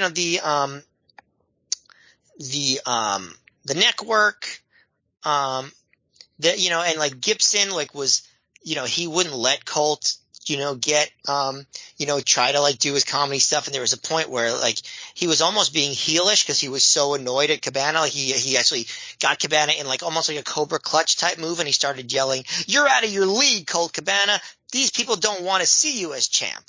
Which is obviously a relatively heelish thing, but it felt like a world title match. And given that Gibson barely held the title, and the week before his title matches were a complete disaster, I was happy for him that he got this one proper title defense. they did have some good moves down the stretch. Like Gibson hit a top rope neck breaker, which you do not see very often. Also, Gibson blocked a Colt 45, so Cabana hit this brutal buckle bomb and probably was the best near fall of the match. And, eventually it ended up with, like fighting in and out of the choke and the double underhook DDT, and Gibson ended up winning with the choke after wearing down Cabana's neck. I liked it. I thought it was very good. Like, I thought this was, maybe not a 4-star match, but not far from it. That's how much I liked it. So this match got me kind of thinking about a lot of things. So let's see if I can pull this together. When I was a kid, like, I always thought more of a good thing was good. I always wanted the longer version of everything. If there was like a video game, if I had a choice between buying 2 video games and I knew one would like take 10 hours to beat, one would take 30 hours to beat, I wanted the 30-hour one. If there was a movie I liked, I definitely wanted the extended cut that had 20 minutes of extra scenes in it. All that stuff. This book had more pages than this book. This is the book I better get. And that extended with wrestling even. Like, if there was a match, 2 wrestlers I liked and they worked 10 minutes, well then the 60-minute match has to be 5-6 times as good. Like, I remember, in fact, when I was a kid, the wrestling tape I rented the most probably, there might have been 1 or 2 others. Yes. Yeah, because it was 2 tapes. I think everyone rented that the most because it was 2 tapes. And it was boring. It's one of the worst major pay-per-views WWF ever ran. I would sometimes fall asleep watching it, but I would rent that tape more than any other because it was the most wrestling you could get for your money. And I just thought 4 hours is better. 4 boring hours is better than 2.5 good hours. Well, you also have to admit, none of us admitted to ourselves back then that WrestleMania 4 was boring. No, and I didn't really have a critical taste. It had Macho Man. I don't even have a critical taste. Like, things bored me, but I didn't know they were boring me. Like, that's how dumb you are when you're a kid. Like, here's a little dumb thing. I can't believe I'm admitting this. I probably have said this somewhere before. When I was a kid once, this is a thought I had when I was a little kid. I like wrestling, but every time I watch King Mabel matches, I fall asleep, and I don't know why. And I did not know the concept of boredom. Like, I just thought that maybe I was narcoleptic, and it was triggered by Mabel. I remember, like, I would rent some of these pay-per-views, like, back in the day, like WWF pay-per-views, and I would sometimes, like, fast-forward through the matches to get to, like, the pre-matches and, like, the promos and stuff, and I realized, like, the reason I was doing that back then wasn't because I didn't like matches, it was because WWF wrestling was fucking boring. Like, their style of wrestling was really boring compared to other wrestling. I think one thing, too, about it, going on a side thing, is like when you're a little kid and something you don't understand or it's not entertaining you, you kind of just assume there must be something about it that you're not getting. And like when I was just thinking about this the other day. When I was a kid, like, I don't know if you guys had the same thought. Like, if something went wrong, like say with a video game there was a glitch, right? Like, or like there was a spot, like you got stuck or something. Like, I would think I fucked up somehow. Yeah. It was never that the game was wrong. How could it be wrong? It's a professional thing made by adults. It was clearly I did something wrong and I fucked it up. I hear it. Same thing. Yeah, sort of thing about myself. If I don't like something that other people like, I'm like, well, this is a problem with me. Yeah, I mean, and when you're a kid, like, you just assume that everyone else knows what they're doing because you're told your whole little childhood that, like, adults know better. You have to listen to them. So you're like, well, if these adults are having this wrestling match, it's got to be good. I don't care how I feel about it. Like, if I don't get it, well, I must be missing the fun of Bob Backlund putting Bret Hart in the crossface chicken wing for 10 minutes straight. Like, I got to watch this a couple more times to make sure I figure out why it's good, actually. But anyway, obviously, I don't feel that way anymore. I think part of that is also we were the last generation to live without the internet. I didn't get like high speed cable internet until I was probably, 12 or 13. And, way later than that for me. High speed cable? Not until I went to college. High speed cable was college. We got it early where we were lucky. And, I had really shitty internet, like dial up, internet when I was like, in 93, 94. I didn't get internet at all until 95, and it was late 95, and it was just a phone modem, up until college, yeah. Remember trying to, look at a picture, and you had to, watch the picture load? Oh, yeah, I used to have to, also ask my parents, can I use the phone line to go on Oh my god! Online service? My parents would get so mad because I'd be on the internet and they couldn't get through for a phone call, and they like made up a rule that like I had to go offline like every 30 minutes so that just to check voicemails. What saved me was that my older sister, like maybe a year or two after that, got her own phone line in her bedroom, and we were able to hook that one up to the internet. And then she went to college, like very shortly after that, while I was still in high school for a few, like she was 4 years older than me. So I basically got to use her phone line as my internet line for a few years.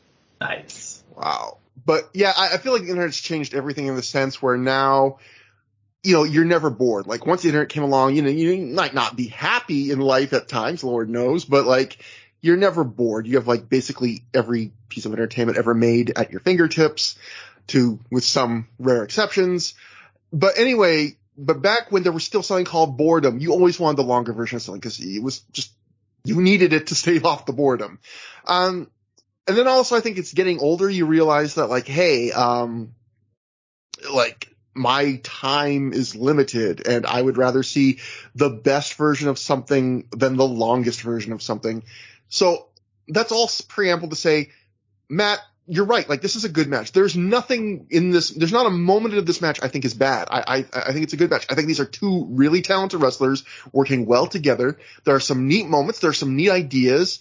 And between those very good, maybe even occasionally great moments, there's a lot of stuff that's not bad, but it's just decent. And to me, it dilutes the experience. At some point, this is 28 minutes of decent to great wrestling, and I would have preferred 18 minutes that was just the best stuff. And I'm saying young Trevor would have been so happy this was 28 minutes. He would have, if older Trevor said this would have been better with 18 minutes, he would have been, man, if after I'm done watching this, I have to mow the lawn. This should be an hour long. Fuck you. And I would say, why are you such a potty mouth for a 12-year-old? And he would say, fuck you. And I would say, okay. But anyway, now the older me is like, I don't need to see this artificially lengthened out. Like we've reviewed long I agree, Matt. A lot of Ring of Honor main events are long, but there are matches like the Joe Punk matches and stuff where it felt like they came up with a reason, like the length fit the story that they came up with for the match. This feels like two guys that went out there, two talented guys, and they wrestled 28 minutes because they wanted to wrestle a long time. They were the main event, world title match. They had the carte blanche probably to do it. They wanted to do it. They did it. The match does not have a story or anything that feels like it justifies that length. And there are some neat moments that, like, my favorite parts actually are the early parts where Colt is constantly out wrestling Gibson on the mat, and Gibson keeps getting more and more frustrated, and he goes outside, like kicks the barricade, and then he comes out and he's like starts throwing strikes. So it's like, oh, this is interesting because like he's changing. You know, Colt beat him out of his own game. At one point, Colt even's like, haha, you know, like he's timed that he out wrestled Gibson. So now Gibson gets pissed off. He's coming back in and throwing hard strikes. And then Colt even outbeats him in the war of strikes, and Gibson bails to the floor again and like kicks the rail. And when he comes back in after that, he starts wrestling with a bit more of an edge. And I love that. I thought, oh man, this is going to be a really fun match. But then there's just a lot of moments in the rest of the match that are just like decent kind of context-free wrestling. And again, it's that thing of there's really fun stuff in this match, and then it's just a ton of other stuff that extends the length of it. And it's time for another classic Trevor Dame food analogy. So, but there are restaurants where you get five dishes. Like they'll give you like 5 little plates of food, and none of them are enough to be a whole meal, but they're all delicious. They're fantastic. If you had them, and like if you had 5 little plates of food and like 3 are great and 2 are very good, you'd leave going, that's a great meal. Now imagine instead of that meal, it was 30 plates of food over the course of like 3 hours, because there are restaurants that do that. And they had the same 5 great dishes you loved and 25 just decent dishes. At the end of that meal, you wouldn't be saying, man, those 5 dishes were really great. You'd be saying, Jesus Christ, that's a lot of food. That was too much food. I'm just relieved it's over. Even though none of it was bad. And that's the way I felt with this match, where I felt like, experience we can all relate to. Yeah. I've never had a 30 I've never heard of it. I've read about it in food blogs. I've never had that experience. I hope one day to be able to afford it one time. But I feel like let's start a GoFundMe for Trevor. First to get me to New York to do a show. then we'll go out and eat like a 30-course tasting menu with like caviar that some molecular gastronomist has made taste like tobacco or something. I hope you're willing to go to a vegan restaurant, Trevor. I'll go vegan. Anyway, moving on. We'll make our plans later. It's just, and I think some people will like this match more because of that. I thought this match, there was threads that got left, and it was just, it went too long. I also thought Colt, he got his neck worked over and he never sold it much to the degree that one point on commentary, like Prazak and Leonard are basically like, maybe Colt doesn't want to show that he's hurt. Like, it was almost like they were trying to cover the fact that, like, why is this guy not selling, when Gibson keeps working it over. And I think the best review of this match is I went way too long, and I think a more succinct way to put this match, more like the way Steve did. No, reviews are better when they're longer, Trevor. You see, that's anyway, the young me will love this review. But anyway, I would just say, the start of the match, crowd's fairly into it. They're into both guys. They get quiet for most of the match. They're always respectful. They're never turning on it, but they're kind of quiet. And then those last few minutes last moments where, like you said, Matt, the moment of the match is where Gibson hits the neck breaker off the top rope. It is as if they flicked a switch, because from that moment on, the crowd is super hot into the match for the rest of the way. And I feel like that's a sign that the match wasn't worked great at least for that crowd, because the crowd was hot and then quiet. And then once they did something that really got them into it, they were hot again. And it just felt like they had kind of half lost the crowd. And for a lot of this match, despite the fact that the match was never bad. And I guess that's just my review. And also, okay, one more important thing to say. Early on, Colt Cabana's gum falls out of his mouth when he's in a camera lock, and he just pushes his face down and grabs the gum and puts it back in his mouth. And we've seen a few ROH guys do that. Most offensive moment of the night, folks. Most offensive moment of the night. I gotta say, the crowd was only hot when I was awake. See, exactly. It's a match that put poor Stephen Graham to sleep. But no, Matt? No, go ahead. I was just saying, it's a good match, though. It's a good match. It's a good match that I think could have been a great match. But we're going to be watching a lot of long Bryan Danielson main events over the next few shows, or many shows. Very curious to see if this rings true with his matches, too. Like, where we could say, like, you know what? Didn't have to be that long. I'm very curious. Some of those reviews, like I've been looking at, there are a lot of live reports that will say crowd was bored but got into it by the end on a lot of those Danielson matches coming up. Yeah. Which I wouldn't be surprised if that's how it goes. Yeah. I know people don't want to say anything negative about Daniel Bryan because he seems like such a great person and he is such a great wrestler. One flaw he has. So obviously, sorry. Yeah. I'm fucking conditioned. This is a Ring of Honor podcast. That's true. One flaw he has is that he likes his matches to go too long sometimes. That's like one thing you can say negative about him for sure. Well, I also think sometimes a lot of reasons why matches go long is some wrestlers really like wrestling, so it's like they're going to wrestle as long as they can sometimes, not as long as... That's probably it, for him, to be honest. Well, even that's probably why this match went almost half an hour. It's like, hey, we're in the main event. We kind of can do what we want. Why not we wrestle half an hour, And I'm sure that's fun. I'm sure that's a blast. It's not always the best, makes for the absolute best match, in my opinion. But after the match, we join Homicide backstage. Sugar Sean Price follows him as he rushes out of the building and attacks Colt Cabana in the parking lot. At least we assume it's Colt because the parking lot is so dark that you can't really tell who Homicide is attacking.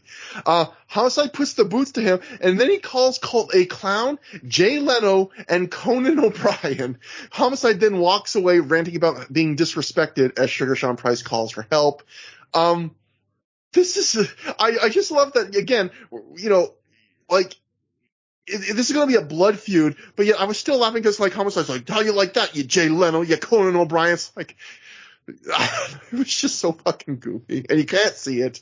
It's, the fact that you can't see it, it's just so classic. Like, it's just you know your limitations, just don't book a thing in the dark.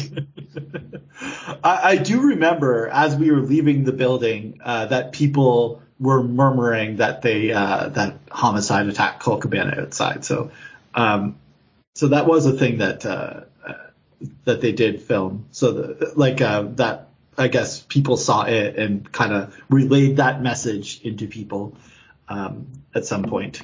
I don't know. I guess we stayed late after the match, or they filmed it earlier. They probably filmed it earlier. No, you're right on, Stephen, because I have a note. This is the last note from a different live report to the PW Insider. Ray Haywood, he wrote, after the show, there were a dozen or so fans waiting for wrestlers to come out of the back to their cars for pictures and autographs. Colt Cabana came out looking really tired and worn out after his match. A fan asked him for an autograph and a picture, and he agreed. Just as he was about to sign, Homicide jumped him from behind. Gabe Sapolsky was right behind him, camera in hand, so obviously there's a setup for an angle. I have to say it was one of the coolest things to see happen as a wrestling fan. We were all caught completely off guard, and depending on who you believe, so was Colt. I'm pretty sure he was working all of us, but he kept mumbling how mad he was and that neither Kerry Silken nor Gabe told him that was going to happen. Overall, though, it was an awesome show, and that was a really cool way to end the night. So I love that they went that far, that Colt's like trying to work those fans and being like, they didn't tell me. Or on the slim chance he's telling the truth, they literally shot an angle and didn't tell Colt they were going to shoot an angle. I have to assume it was him working the fans. But either way, that's 8 flavors of ridiculous. It's amazing. And that brings us to the end of the show. That was Dragon Gate Invasion. Steven, what'd you think revisiting it? And did you have any vague memories between your poor pre-CPAP leveled, addled, sleep-needing brain? Did you remember the show back then? How did it compare to today? I definitely remember, like I think I mentioned earlier, about the Daniel stuff.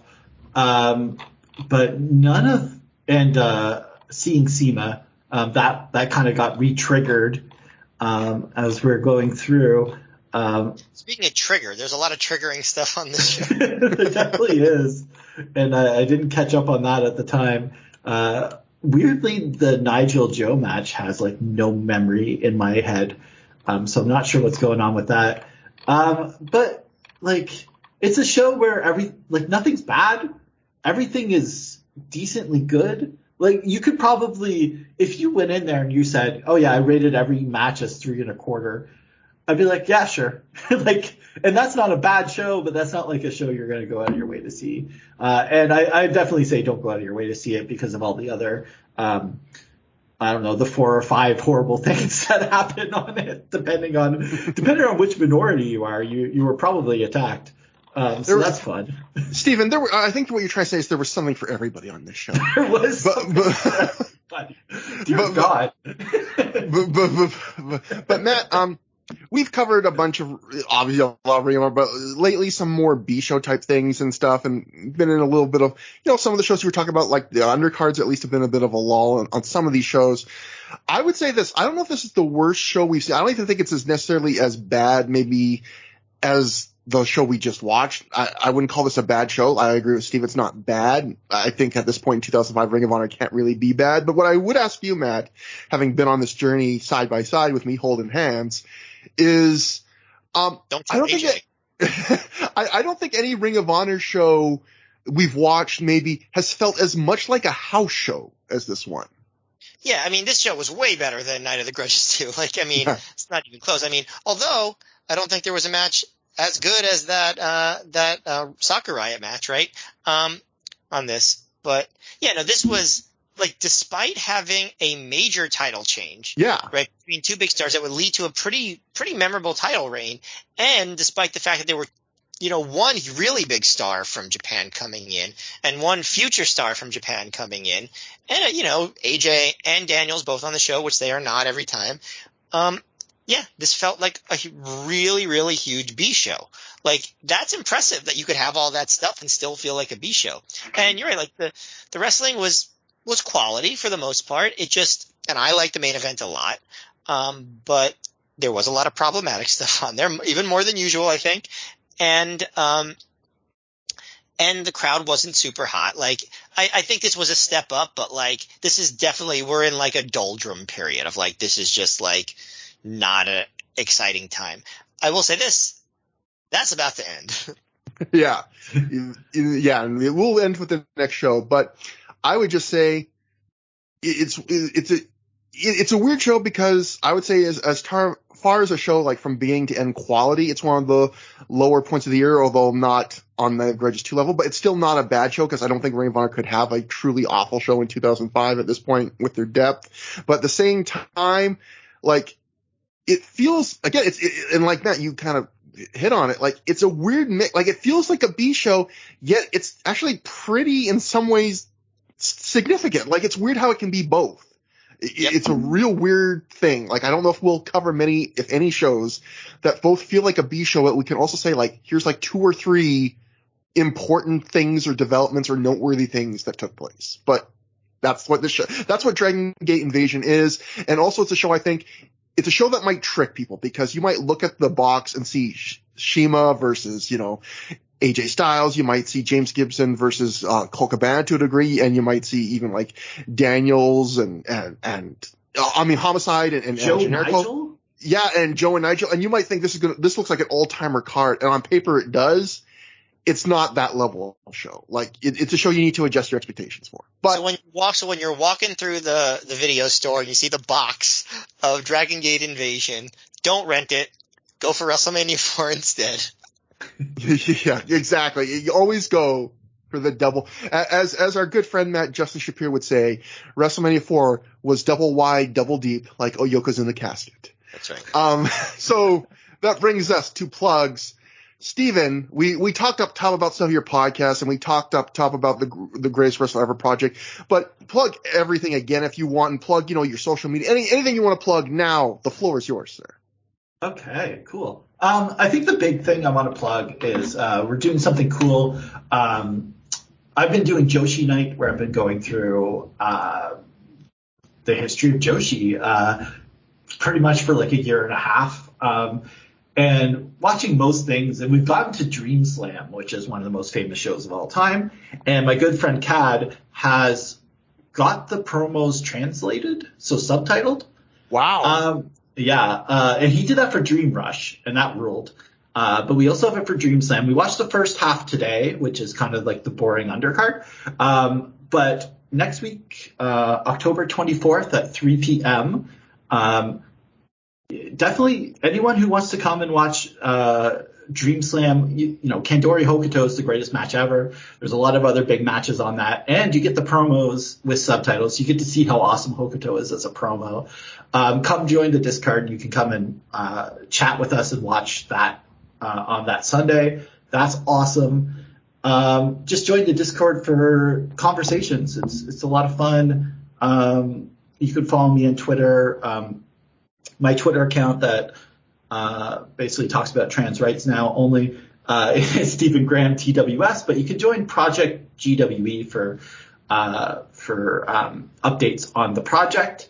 And you should probably maybe Not Taue is the name of the podcast that will be coming October, November, which will be the GWE podcast. I have a great guest lined up, and I'm also having I think it's going to be a fun monthly segment where I'm going through each year, and I'm going to make a top 25 list of the wrestlers of the year.